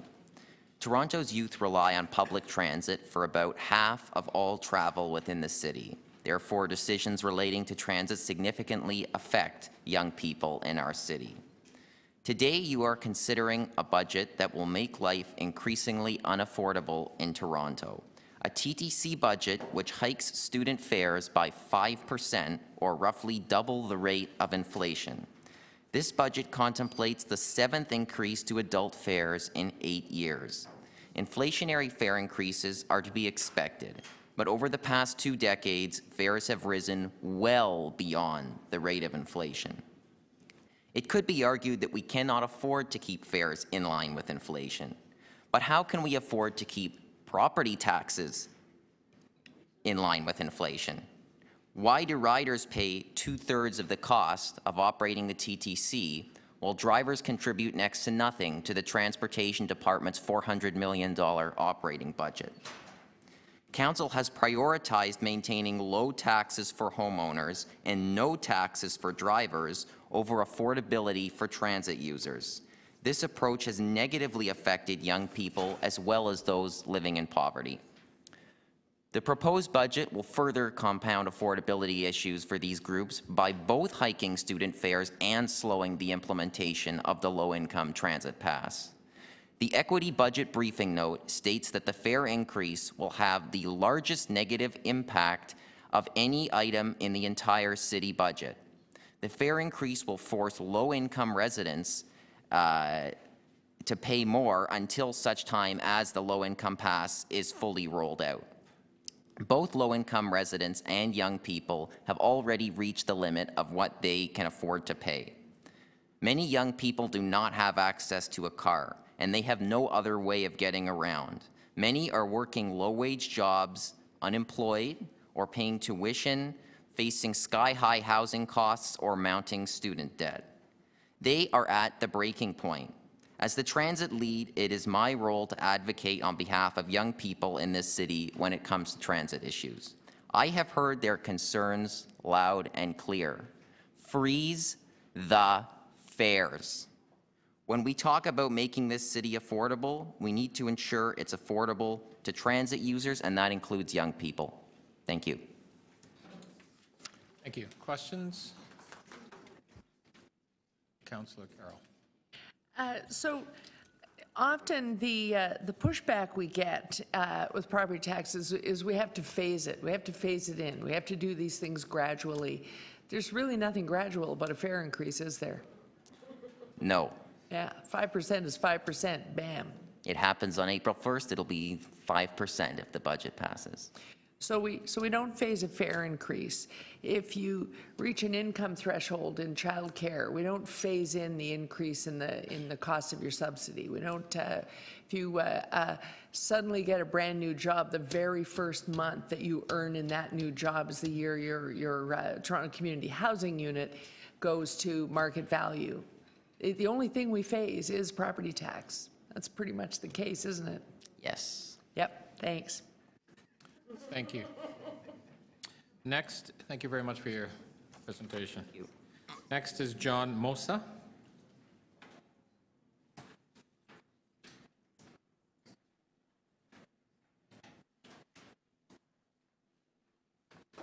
Welcome, John. If technician can maybe just, we're going to give you some assistance, John, in raising the platform up a bit so it'll be easier for you to speak.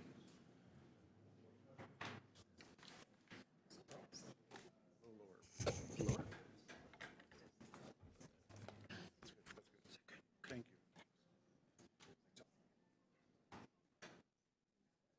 Welcome, John. You will have 5 minutes. Just 1 second while I set up. Move my joystick over. I can probably raise the table up a bit for you. That's all right.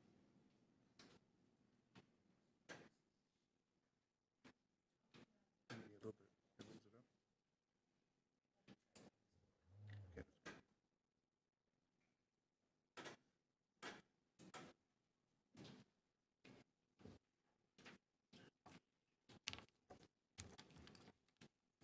Okay. Okay.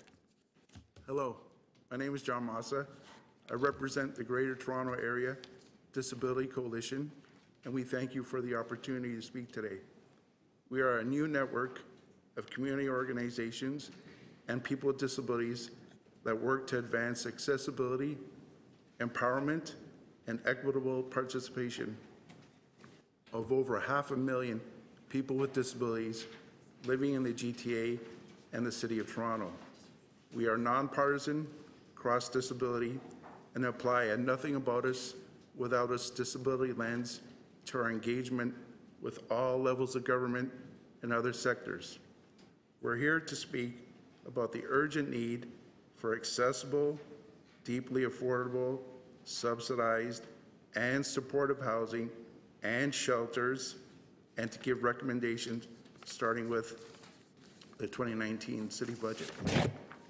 We've identified 3 areas of concern with housing and people with disabilities in order to help inform government policy. First, the need to build and retrofit accessible and supportive housing using barrier-free, universal design that are deeply affordable. People with disabilities are waiting more than 10 years for adequate, accessible, affordable, and supportive housing in Toronto. For the 2019 budget, TCHC will be receiving $195 million for state of good repair. We recommend that you set aside adequate funds to make housing units accessible while renovations are being done. People with physical disabilities or mental health disabilities are vulnerable due to poverty and are underhoused, underserviced, or inappropriately placed in expensive long-term care facilities because there's no supportive housing, no supportive, accessible, subsidized housing. We think the city's Housing Now initiative is a good first step, which calls for at least 20% of the new 10,000 housing units to be accessible.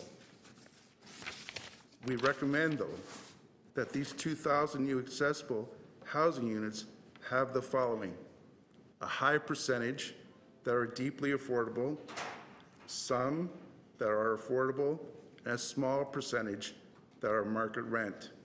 2, that they have supporting housing services attached to them.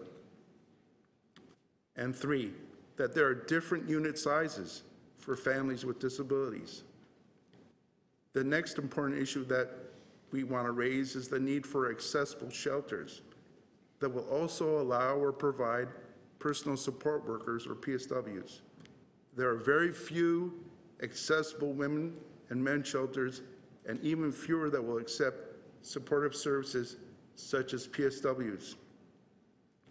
Based on a presentation provided by the City of Toronto's Accessibility Advisory Committee in 2018, 0 of the shelters in Toronto met the 8 accessibility criteria criteria that the city itself used to define the minimum baseline of accessibility.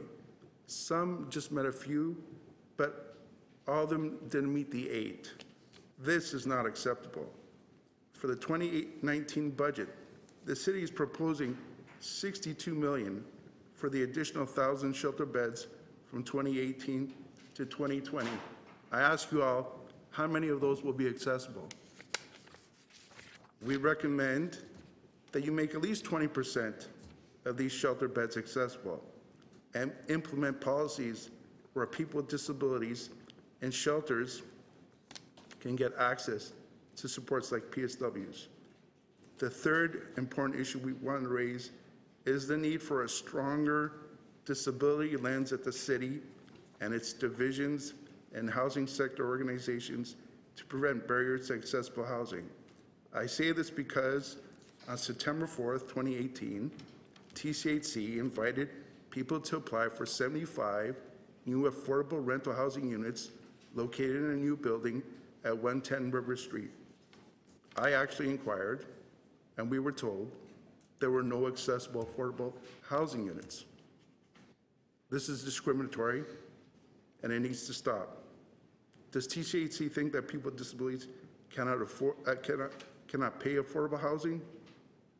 We recommend that you include people with disabilities in the equity-seeking groups that are impacted during this budget process at the city and program and agency level. In conclusion, the GTA Disability Coalition recommends that the city take immediate action and respond to the urgent need for accessible, affordable, subsidized, and supportive housing and shelters starting now with the 2019 budget. I want to thank the committee for the opportunity to speak and for your contribution in improving communities across the city. Thank you. Thank you. Thank you very much, Councillor Wong-Tam. Ask questions? Yes, thank you very much, Mr. Chair. Just to clarify, the National Housing Strategy from the federal government outlines populations that strategy is to help, and that includes people who are vulnerable, and under that category are people who are women and children fleeing violence, Indigenous peoples, people living with disabilities, and people dealing with mental health and addictions, veterans and young adults. The Housing Now initiative, the city's strategy, does not address equity and vulnerable populations in any specific manner. Is that your understanding as well? Well, from the presentation that was part of the city, it says that 20% of those 10,000 units are going to be accessible. So I hope the city follows through with this presentation implementing the Housing Now initiative that was on January 23rd by the city, and it stated that 20% are going to be accessible. And if the 20% are to be accessible, but we don't couple that and link it to affordability, including deeply affordable units, will that be helpful for most people who are living with disabilities? They need to link it to deeply affordable and affordable, because what I see here, it says that 10% of the units will be rented at 40% AMR. And then it also says a third will be affordable rent. So if you're looking at those numbers, I would say more than half are going to be market rent. That's I don't know how people with disabilities are going to be able to pay market rent in this city.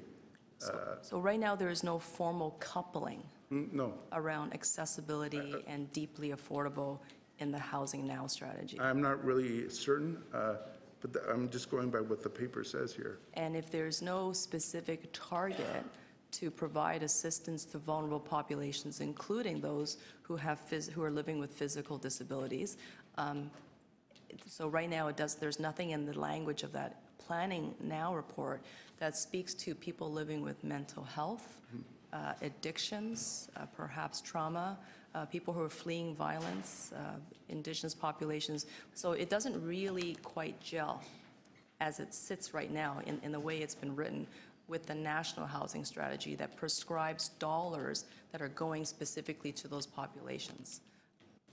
I guess. So that's a gap, is that correct? Yeah, yes. And that I mean, gap we're more than willing to help consult. People with disabilities have a lot of experience and expertise, and there are people in the community that have a lot of knowledge. We're asking the city consult with people with disabilities, especially with regards to if you're going to set aside 20% that are going to be accessible. We don't want those units to then be left vacant or then, you know, go to people who are not disabled, because that's what happens oftentimes, is that accessible units go to people that are not disabled, which is not fair, right? People with disabilities actually need apartments that are accessible. And John, just to clarify, your organization, the GTA Disability Coalition, how many organizations do you represent under that umbrella? It's roughly around 8 or 9, and it's growing. We just started in June, and we're trying to get as many cross-disability organizations that represent physical and mental health disabilities, developmental disabilities. And if you had been invited to provide feedback prior to the Housing Now report becoming public, you would have provided some feedback about linking the affordability piece with the accessibility component. Definitely. Okay. And then right now that's missing. This is our first sort of presentation to the first level of government, which is the city. We intend on going to the province and to the federal government as well. So the next tranche of city-owned properties that will be released, because this is just the first phase, but in the next tranche that's going to be released, there's a desire and hope and requests from your coalition to make sure that people living with disabilities, people who are accessibility advocates, will be properly consulted. We would like that, yes, please. Thank you very much. Thank you, and thank you very much for your presentation. We have, next was actually Helen Armstrong from St. Stephen's Community House. Apparently Marie Kleisch is going to be substituting. Is Marie here?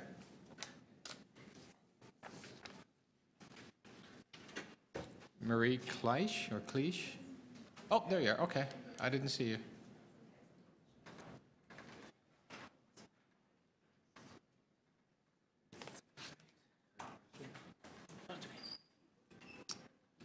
Welcome. Thank you. You'll have 5 minutes.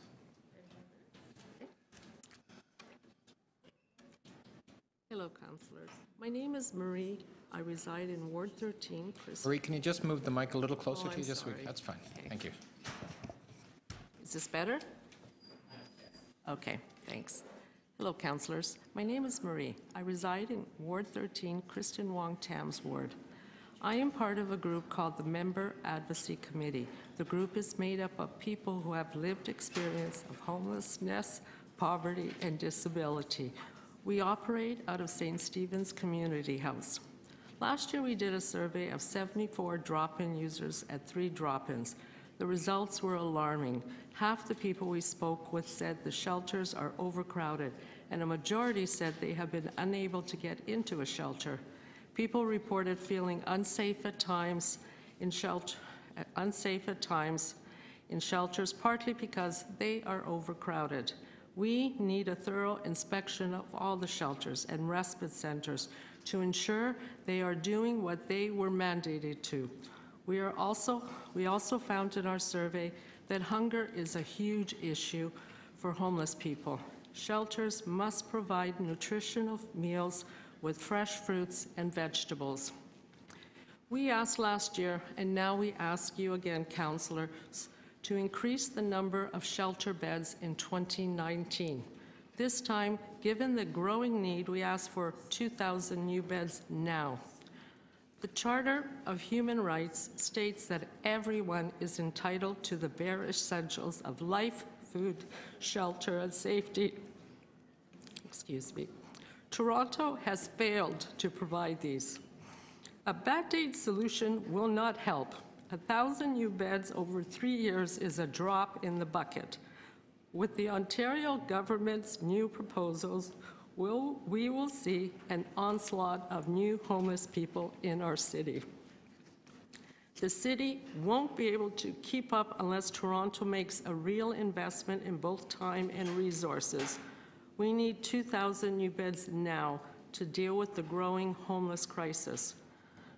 We know you are all concerned about this issue, and we want to work together for positive change.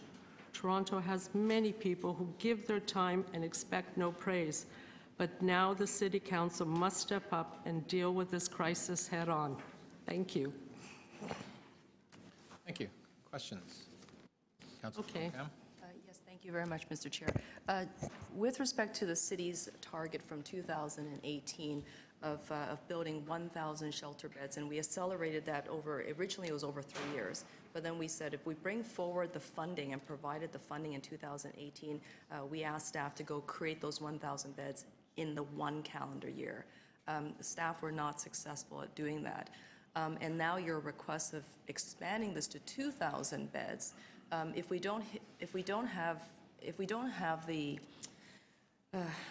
fail to deliver on even 1,000 in 1 year, how can City Council and the staff deliver 2,000 immediately? I don't know what to say. It has to be put in your budget somehow. There's absolutely nothing we can do about it from our point of view because we're homeless and we need shelter beds. So there has to be just a way that the city has to find this money. That's all there is to it. There's many buildings you could convert at this point. If you just go back to the initial shelters also, if you do a proper inspection and overhaul some of these shelters that you have now, you can also increase some of the bed space. If the shelters are currently overcrowded, and the real estate sites because it takes a little bit of time to build the shelters, what would you say to staff who are working in SSHA, and they're working pretty hard to try to get these facilities up and running? What would you say if they told you that they're not interested in building shelters, that what they're interested in is housing in the long run? Do we abandon the pursuit of shelters, which provides people immediate relief today, and only pursue housing knowing that it will still take 3 to 5 years to deliver even our first unit? I think both are needed. There's nothing you can do about that. It's all necessary at this point. You need the shelter beds immediately. There are people on the streets. There are people also getting evicted from some of their apartments on a daily basis. And that's going to affect the shelter beds now available. And there's nothing, sorry, I'm kind of emotional, that's all. And thank you for bringing that passion to the table. Just a final question. The City of Toronto, as all governments do, including universities, have the expropriation powers. We are able to issue construction bonds. We have the ability to raise our debt ceiling. We have the ability to leverage and build up additional dollars through tax levies and fees to actually deliver the service where people are needing, and so we can bridge that gap. The city has done none of those things, really. When I asked you about whether or not we can do it and how can we meet the demand, if we haven't even dipped into that toolbox, is it predictable that we're getting in this situation that we're in with the housing crisis, with the shelter crisis that's on our doorstep now? I am not an expertise in the budget area. Okay. All I can speak from is for myself and many people in the shelter system. Okay. It's needed, and it's needed now. And so really your message to us is the city needs to do more and step up. Yes, that's exactly it. The city needs to step forward and present and provide these beds for everybody that needs space, basically. And they need to provide proper food and nutrition and security. They actually need inspections of all the shelters. Yeah. They are horrendous. Thank you. I don't know what more to say. Thank you very much for your time. Thank you. Appreciate that. I'm going to go back to Tdsb Tolak, who was a little bit running late. We can actually bring you up now. So Tdsb Tolak from Friends Helping People in Poverty.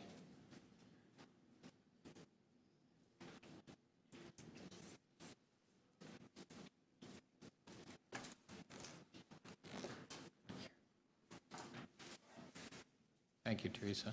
Hello, good morning, I guess, everybody. And I'm from the Friends Helping People to End Poverty group. I'm a member of this group, and I'm here today to stress out the situation which happened in 650 Parliament. And I have friends who were tenants there, and I would like to ask to accelerate the report on rent safety, and because this is a really crisis situation for these people, and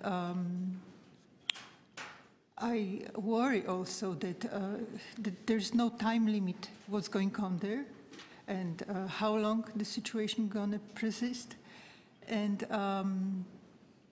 also there is not enough respect for the tenants there from the landlord. So this situation needs to be resolved as soon as possible, and these people need to know where they are at, because there's different information circling around that they might not move in 2019, they might, they don't know simply, and there need to be more respect toward the situation. And also, in that regard, I think about other possibility of such a disaster happening to other tenants.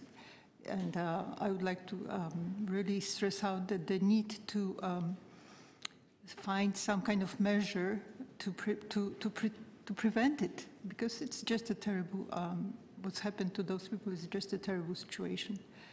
So that's one thing. Another thing I want to talk about is the Ttc Fare, which I know there's been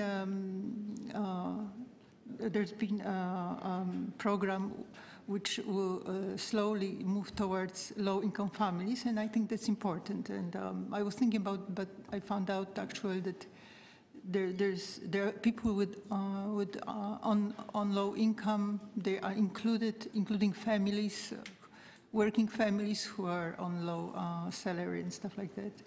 And the third thing I want to speak about is our environment, and the more funds towards green in our city, because what I see is that there's no regard for the green areas. There are trees who are like 40 or more years old, cut down. I think, you know, when the city plans the new developments, they should include the old trees. They should include the architects or engineers. They should include the old trees within the communities or within the buildings, developments which are being built, not to just easily cut them down. There's recently in Regent Park, there's a beautiful tree, like, I don't know, well-developed, strong tree, healthy tree was cut down, and that's it, you know, like, you know, it takes a lot of time to grow, for a tree to grow, and we know that we need more trees in Toronto because trees are dying simply. And, you know, getting rid of trees can create the sinkholes, because trees hold the ground, they hold our soil, and without the trees and without the rooting, the soil is moving, and then therefore we're getting sinkholes and stuff like that. And the last thing I want to speak about is the support for our churches and for the charity organization, which play a big part in supporting homeless, poor. They really do a great job, and not only to provide food and out of cold places, but also they provide warm heart, good attitude, a helping hand, where to speak to people who are just lonely and in a really a sad situation of being poor and being on the street. And that's all. Thank you very much, and I wish you all the best. Thank you. Take care. Thank you so much. Thank you for your presentation. Next is Sean Sidney.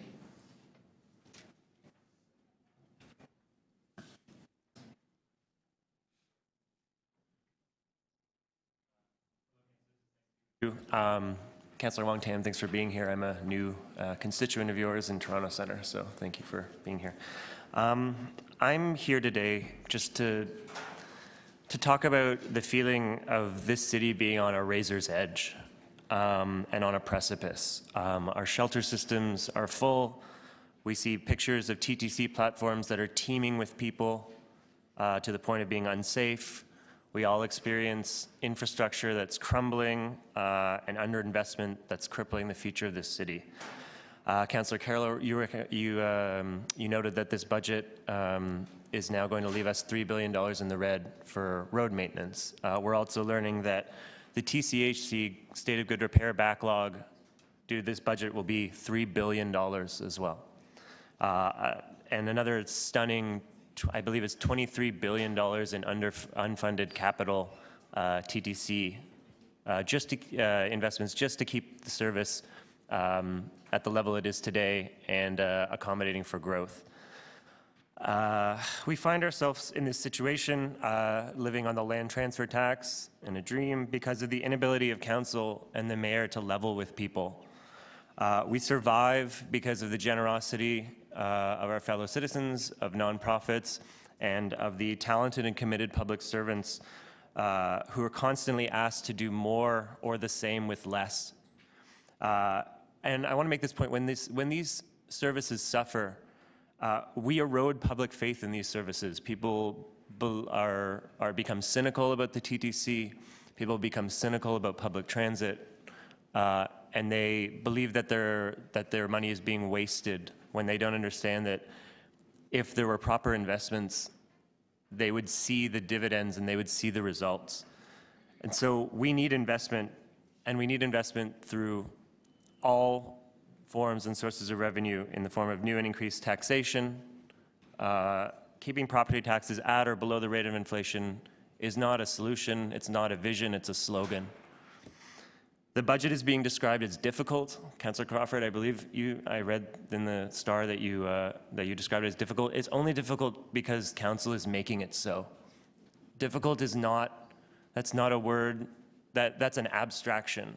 That's a failure of taking ownership and responsibility. And I feel like we are making these sacrifices at some altar of efficiency that we can run the city like a business, which is the philosophy that we've had over the past 3 terms. I am not a shareholder in the City of Toronto.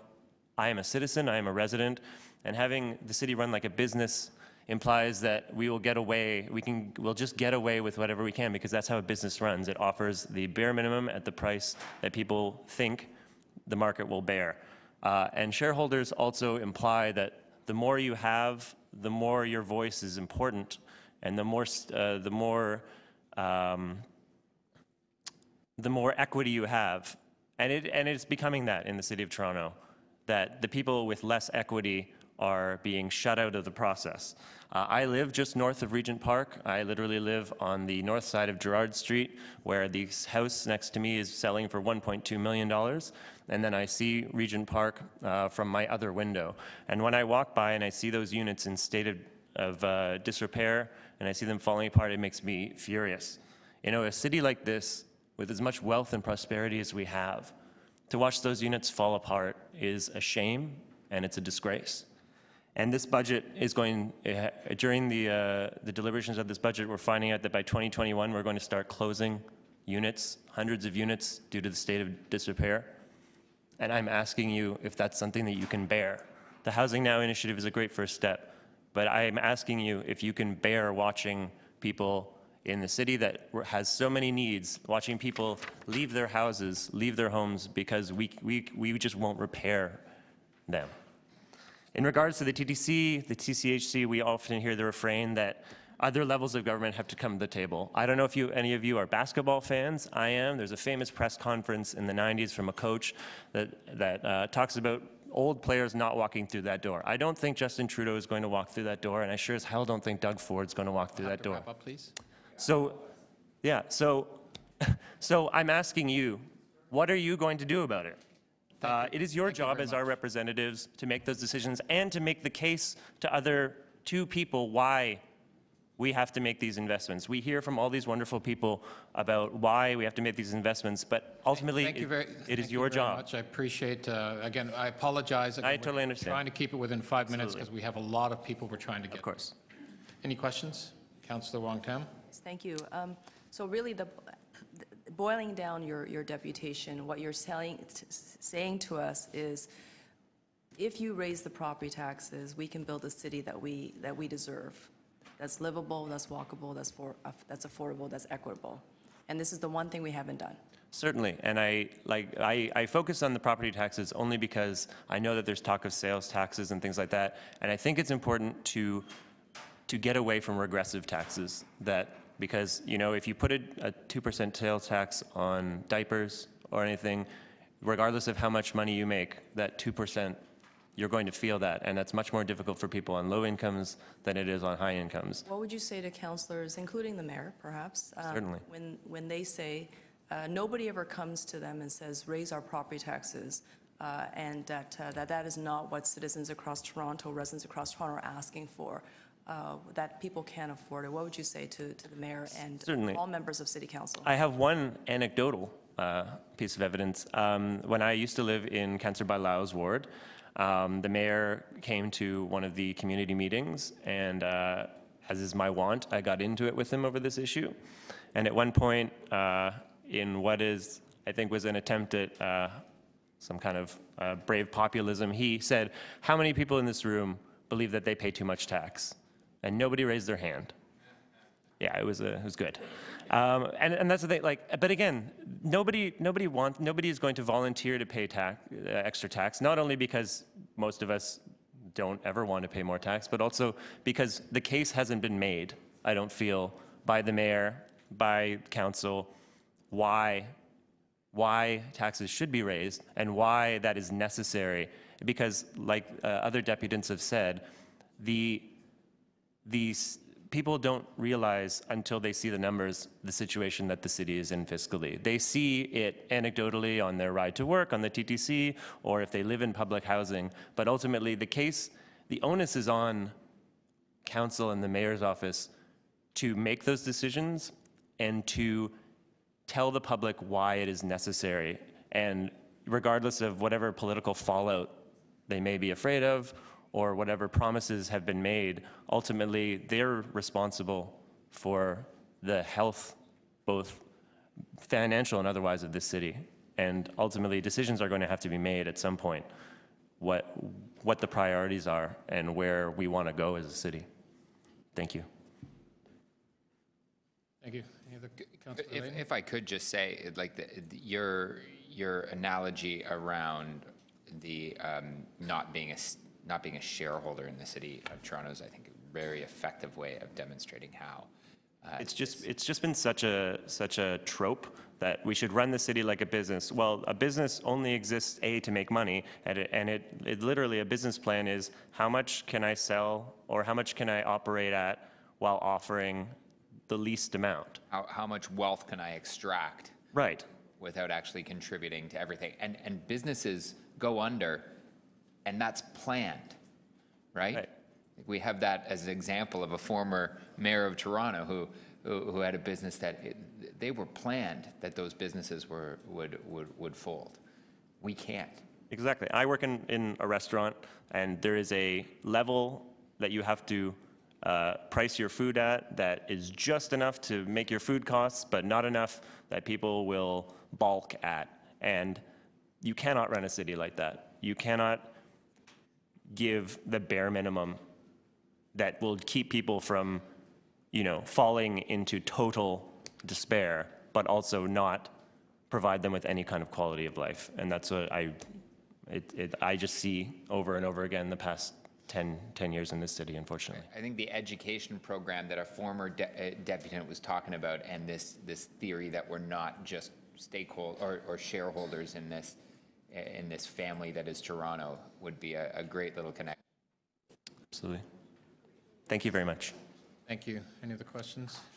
Councillor Carl? Sorry, Councillor. Yeah, just quickly, because you raised the issue of a sales tax, and I get the regressive tax piece, but I wonder if you're going away to discuss this, if you could consider it another way. First of all, the 2% comes out of a study that I think it was C.D. Howe or Fraser Institute or something like that brought out. This city has never asked for anything other than 1%. 1% is all we ever asked for. Our issue being this, if you have to buy a package of diapers, that is going to cost you a couple of pennies, and that's hard to afford. But how do we capture, you know, we have in this city everything from the person who's struggling to buy those diapers to the person who goes out for dinner on a Friday night and can spend $250 on that dinner for 2 people, and on the way home walks past an art gallery and just for giggles buys a $7,000 piece of art. Yep. Both those people live in Toronto. How do we capture that revenue if we don't base it on ability to pay and ability to spend? Certainly, and I know that we have have rebates, like the property tax rebate for seniors, and I think that would be, if we could somehow, I don't know if the mechanism exists, but if there is some kind of rebate that we could offer to people of low income for sales tax, like X amount of dollars a year based on income, that sounds like a good idea. Or if it's possible, like, for instance, like taxes on, I know that the HST, I believe, has been removed now on menstrual products, things like that, like diapers, things like that, necessities that could be exempt from those sales taxes. I think that is also an option that is more than feasible. Yeah. Well, long ago, long before you were born, when I was a child, before the computer, my mother didn't pay sales tax on children's shoes and clothing. Right. Later on, just before the computer, you didn't pay, if you were buying food less than $4, you didn't pay sales tax. Now suddenly we have technology where it should be easier, and they're telling us these exemptions are incredibly complicated. If they weren't that complicated, if we could address your concern, do you think that's a conversation Torontonians would be willing to have? I absolutely, and it ties back into the property tax thing. I mean, we all pay property tax in Toronto. I'm a renter. I will be a renter forever, I'm sure. I pay property tax, and I'm sure that but again, making the concrete link between if we pay X, we will get Y. I think that's the bridge because like I said, when we starve government, and then we turn around and say government doesn't work, government is inefficient, right, etc. That is the worst, because then you just offer more opportunities for cuts because services are not working.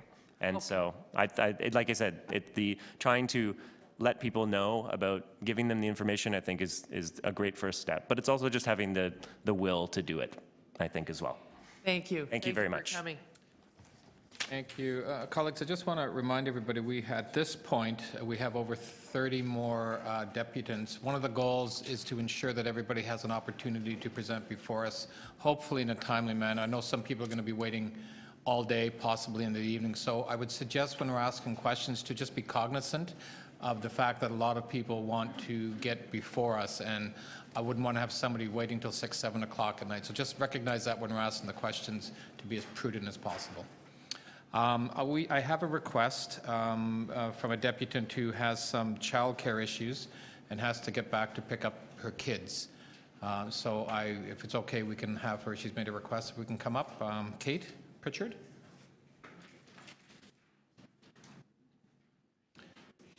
We all know what it's like to have to pick up kids after school. You have to get their buddy into school. Yeah. Go ahead. My name is Kate Pritchard. I am a stay-at-home parent to 2 young kids. I'm here as a concerned citizen. I'm here as a concerned parent. Parenting today means being painfully aware of the looming climate crisis. I am begging you to take this crisis seriously as you shape the budget this year. The resources we put into addressing the climate crisis over the next 11 years will shape the course of my children's lives, of the lives of all children born from this point on, of all our lives. This is a frightening time to live in the world if you are paying attention, and an exciting one. We still have time to shape the future. If you, as people who govern, do not understand the IPCC report published last year, you are failing in your responsibility to our city, to the world, to everyone. Make sure you understand it. Make sure you act with understanding.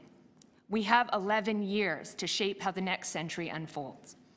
The climate crisis is already shaping our reality, but it will shape it faster and faster if we do not act now. Studies have demonstrated that 400,000 people a year are already being killed by anthropogenic climate change.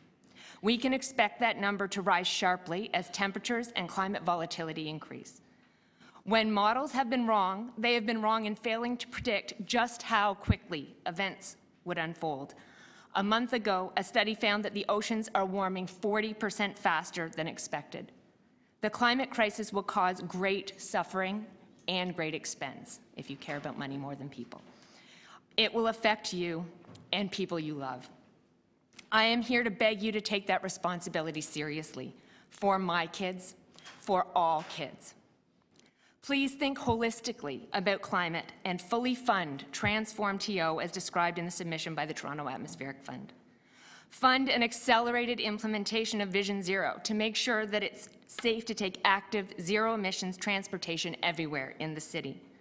There is a demand for active transportation that will not be unlocked until people feel safe to participate.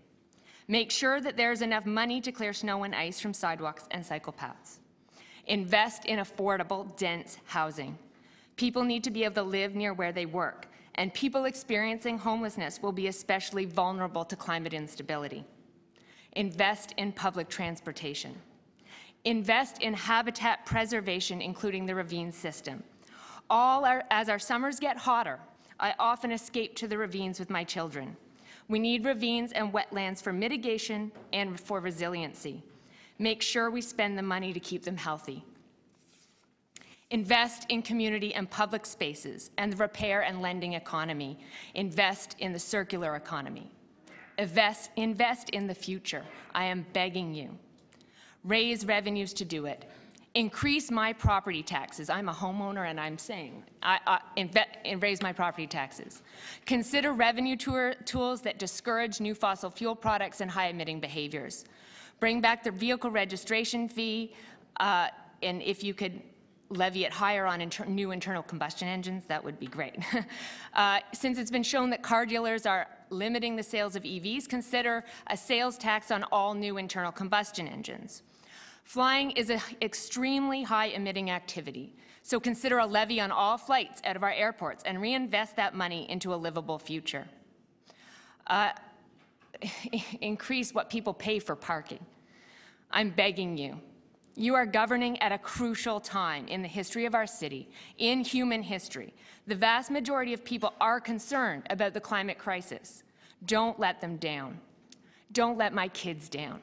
When I told my son, my 6-year-old this morning, that I would be coming to speak about this topic, he said, "Mom, it's okay if it doesn't work, but you're trying. So you try."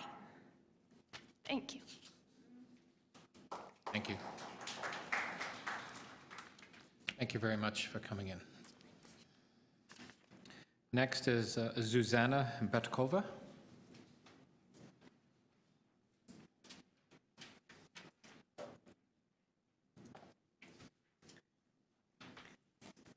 Welcome. Thank you. Hello. Can you hear me? Yes, we can. Sorry. I have a phobia of microphones. My name is Zuzana Betkova, and I'm here representing myself. I'm a concerned citizen. I'm a taxpayer, resident of Ontario, and I'm also a midwife that works downtown, and I'm also a proud auntie to many children.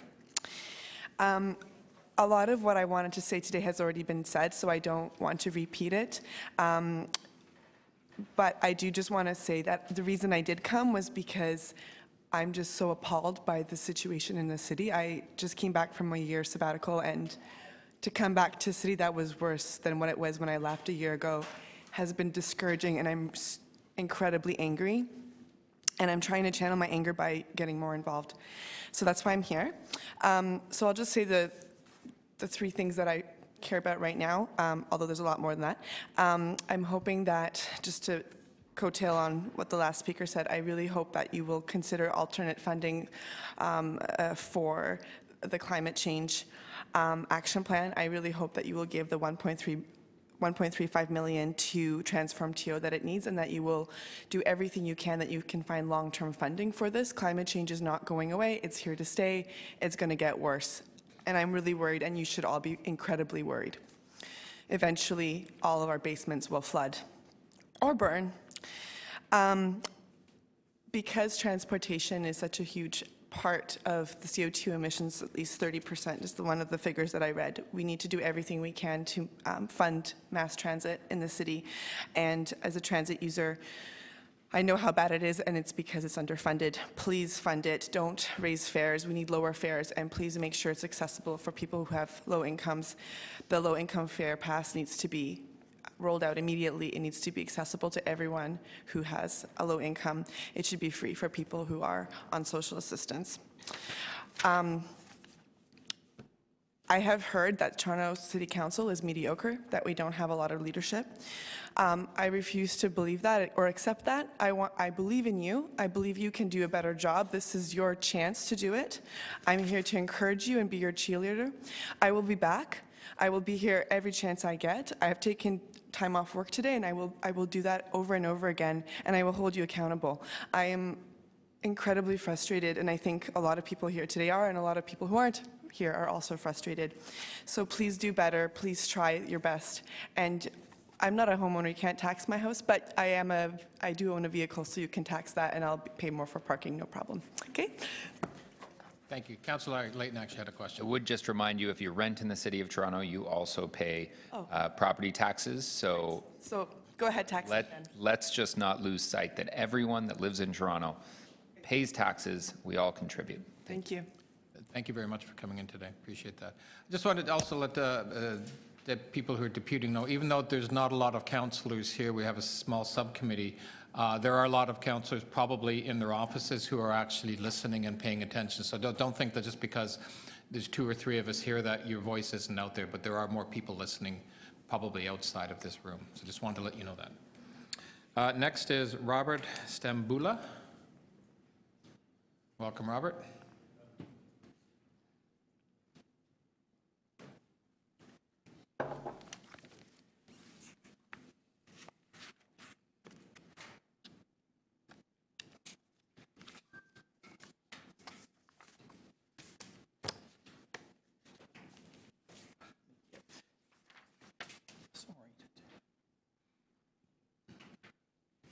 Again, you'll have 5 minutes. Thank you. My name is Robert Stambula, and I'm here for the Harvard Village Residents Association.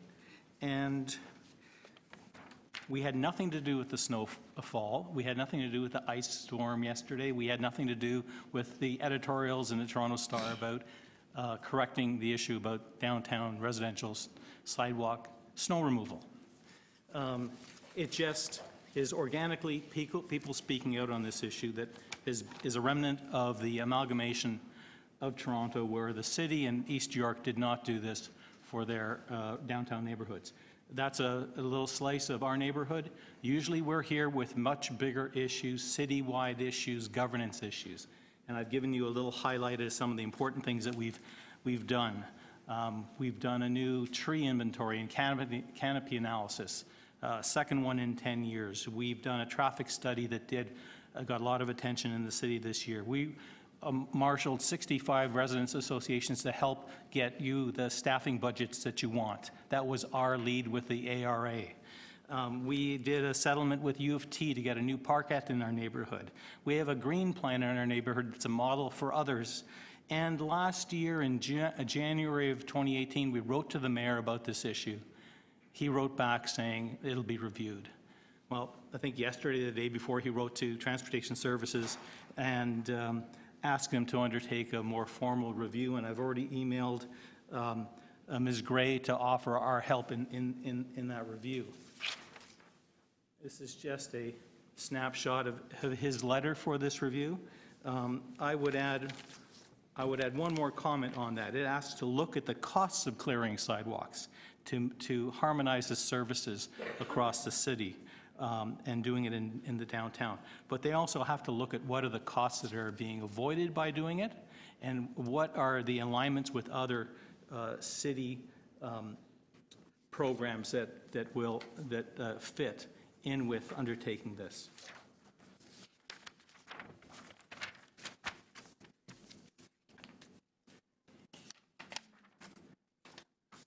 That is a snapshot of where snow removal is done and where it's not. We all pay the same tax rates. I'd echo some of the comments made about people saying the merits of what we pay and willingness for people to pay more, but we all pay the same rates. We are not getting the same services. Our sidewalks are the most used sidewalks in the city, and they are the least cared for, and it's time to change that. This is not news for the city. There is a public health report in 2006 that itemized some of the issues. 1.6 million paid out in insurance liabilities. There's 1,100 kilometers of sidewalks not done, 7,100 kilometers of sidewalks done in the city.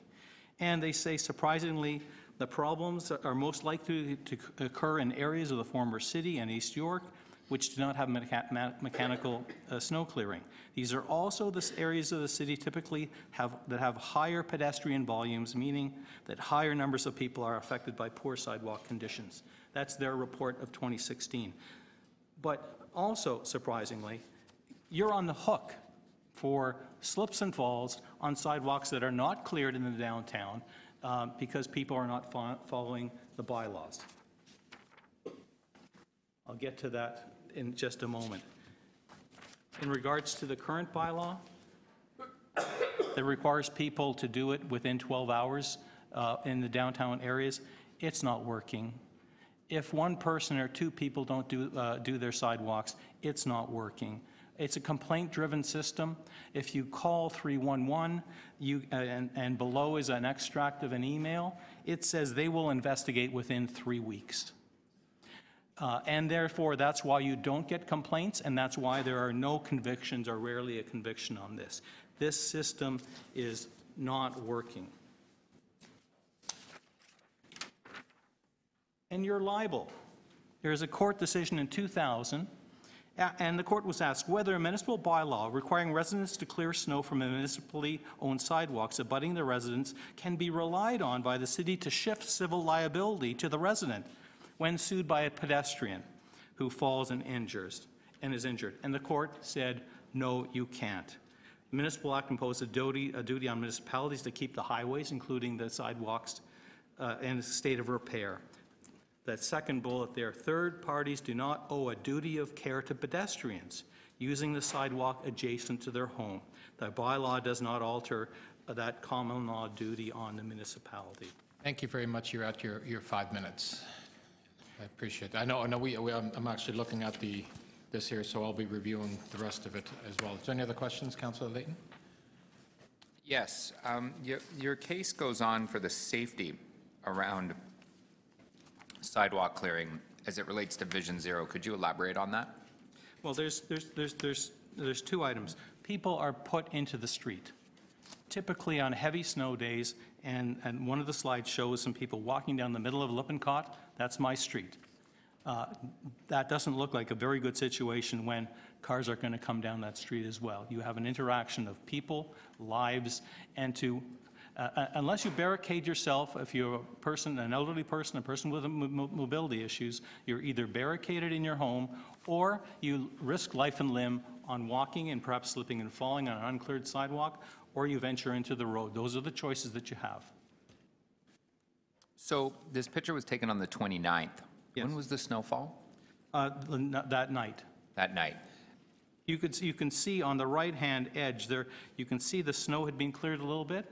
Some good Samaritan cleared that on the right-hand side of the picture. He's sitting beside you today. I have a little thing on heavy days. I was doing your job. I cleared that. But these are students from King Edward who are right across on the other side of the street who wouldn't want to go across that big pile of snow to get to a clear way. On the left-hand side, they couldn't get, the sidewalk was not passable.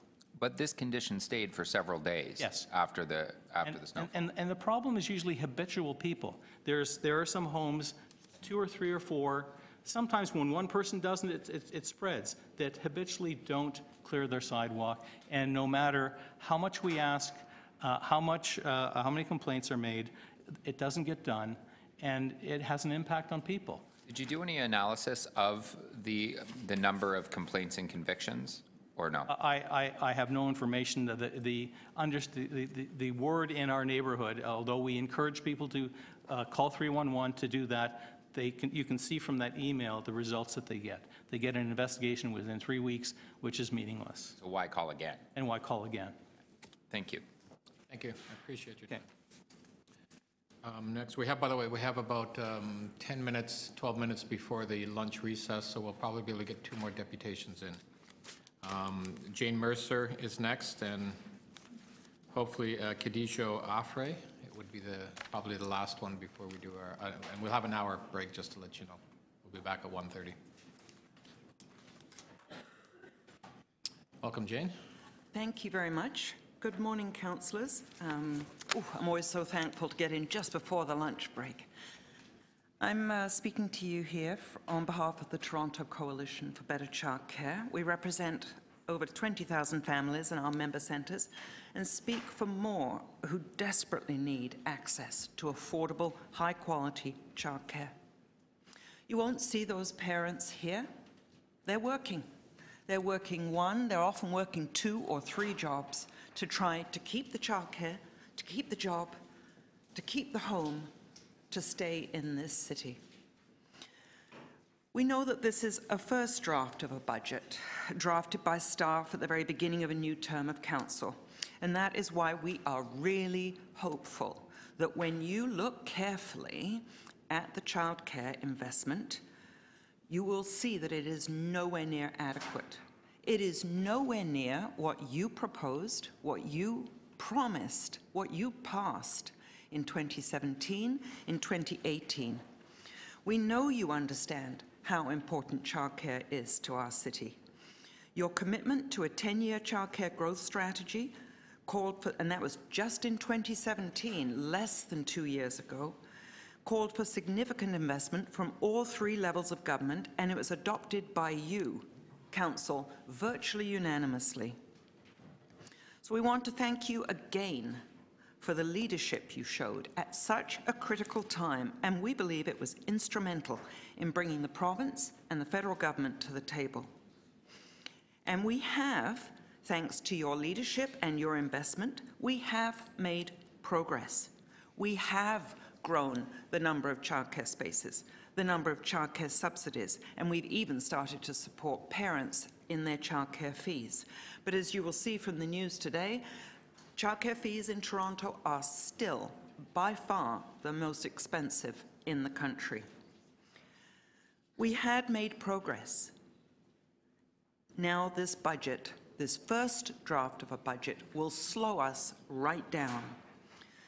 The city approved the childcare growth strategy in 2017, a 10-year plan to increase licensed childcare spaces for children 0 to 4 by 30,000, increase subsidies by about 27,000, and reduce parent fees by up to 50%, increase wages, and invest in special needs programs. The 10-year plan relies on contributions from all levels of government, including the city.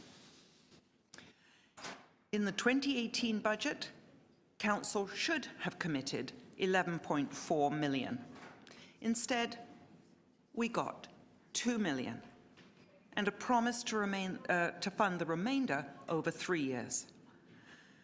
This year, the funds that the city should commit are $17 million. Instead, the city is adding $3.74 million, with the remaining $15 million to be phased in over 5 years. Well, anybody who's ever tried to, pay off a mortgage or save for a retirement knows you can't do it, keep doing a 10-year plan where every year you push it forward or back 5 more years. If not, the $15 million that you promised in 2017, at a minimum, you need to stick to your 2018 promise and add the promised funding over 2 years, $7.5 million in 2019 and 2020. With the additional $3.76 million you promised to invest, combined with the $3.74 already in the budget, the city could reduce parent fees, which are the highest in the country, or add 630 subsidies, to address the wait list that is still over 11,000 children, or do a combination of both? It is very discouraging to see that this budget, supposedly following the Toronto childcare growth strategy, proposes only 210 new childcare subsidies. So that's about 4 in every ward in your new expanded wards. When we know the need is so high and we know that you promised to address this. In fact, the overall dollars spent on delivery is actually dropping, while somehow the dollars spent on management of this system are climbing. Now, I'm not able to explain that, but I can We'll have to wrap up, please. That we need every dollar available in the front line in the form of subsidies and parent fees. Thank you. Thank you. Questions? With the indulgence, and I apologize to Kediko Afre if you're here, but we just had a request. One of the gentlemen has Wheel-Trans who's going to be picking him up, and he probably wouldn't be able to be here for after lunch. So if we could accommodate him, I would much appreciate that. Adam Cahoon.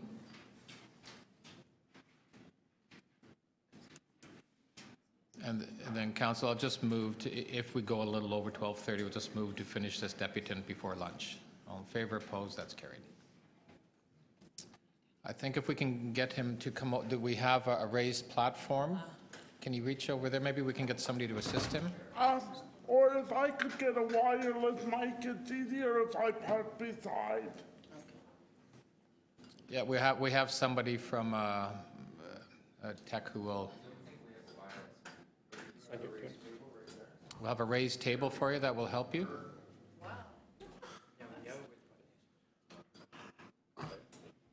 But I still don't think I'll be able, okay, if you guys can hear me, that's great. We can hear you wonderfully.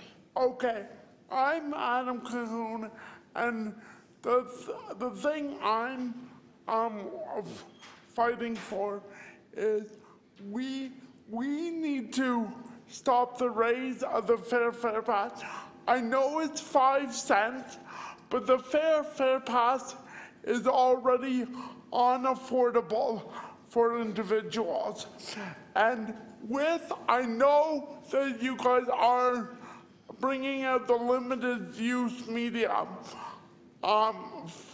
for when tokens get eliminated, but those limited use medium things are not going to be as convenient as tokens for me to give my friends so that they can come and visit me. Some of my friends can't easily afford to, afford transit. And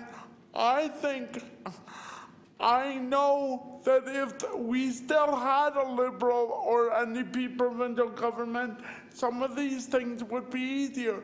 But now that we have a Ford PC government, they're not helping us enough to make transit easy.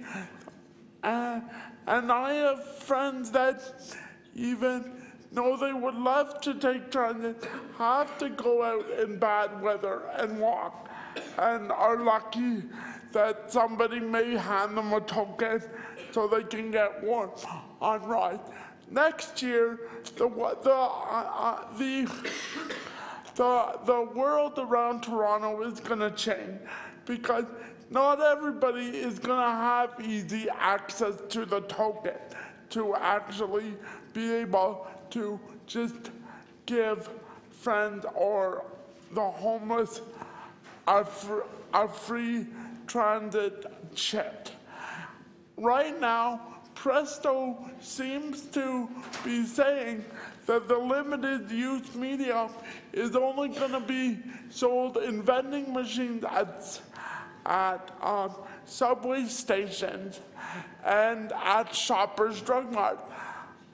Now, I know that this is Metrolink and this is Presto, and this isn't your department, but you guys do, through the anti-poverty strategy, do have an opportunity to make the Fare Pass more affordable to let people ride the system.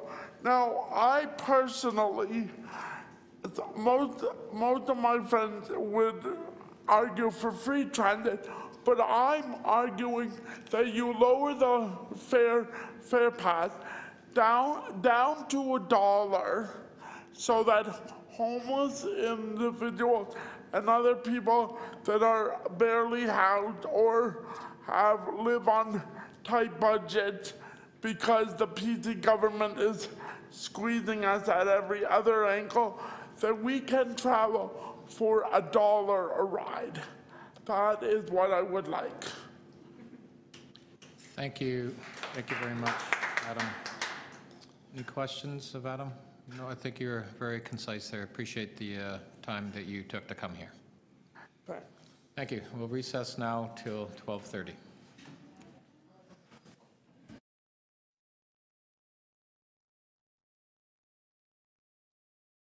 Did I say that we're recessed from 12:30 to 1:30? There we go, yeah. Here we are. It was a quick hour.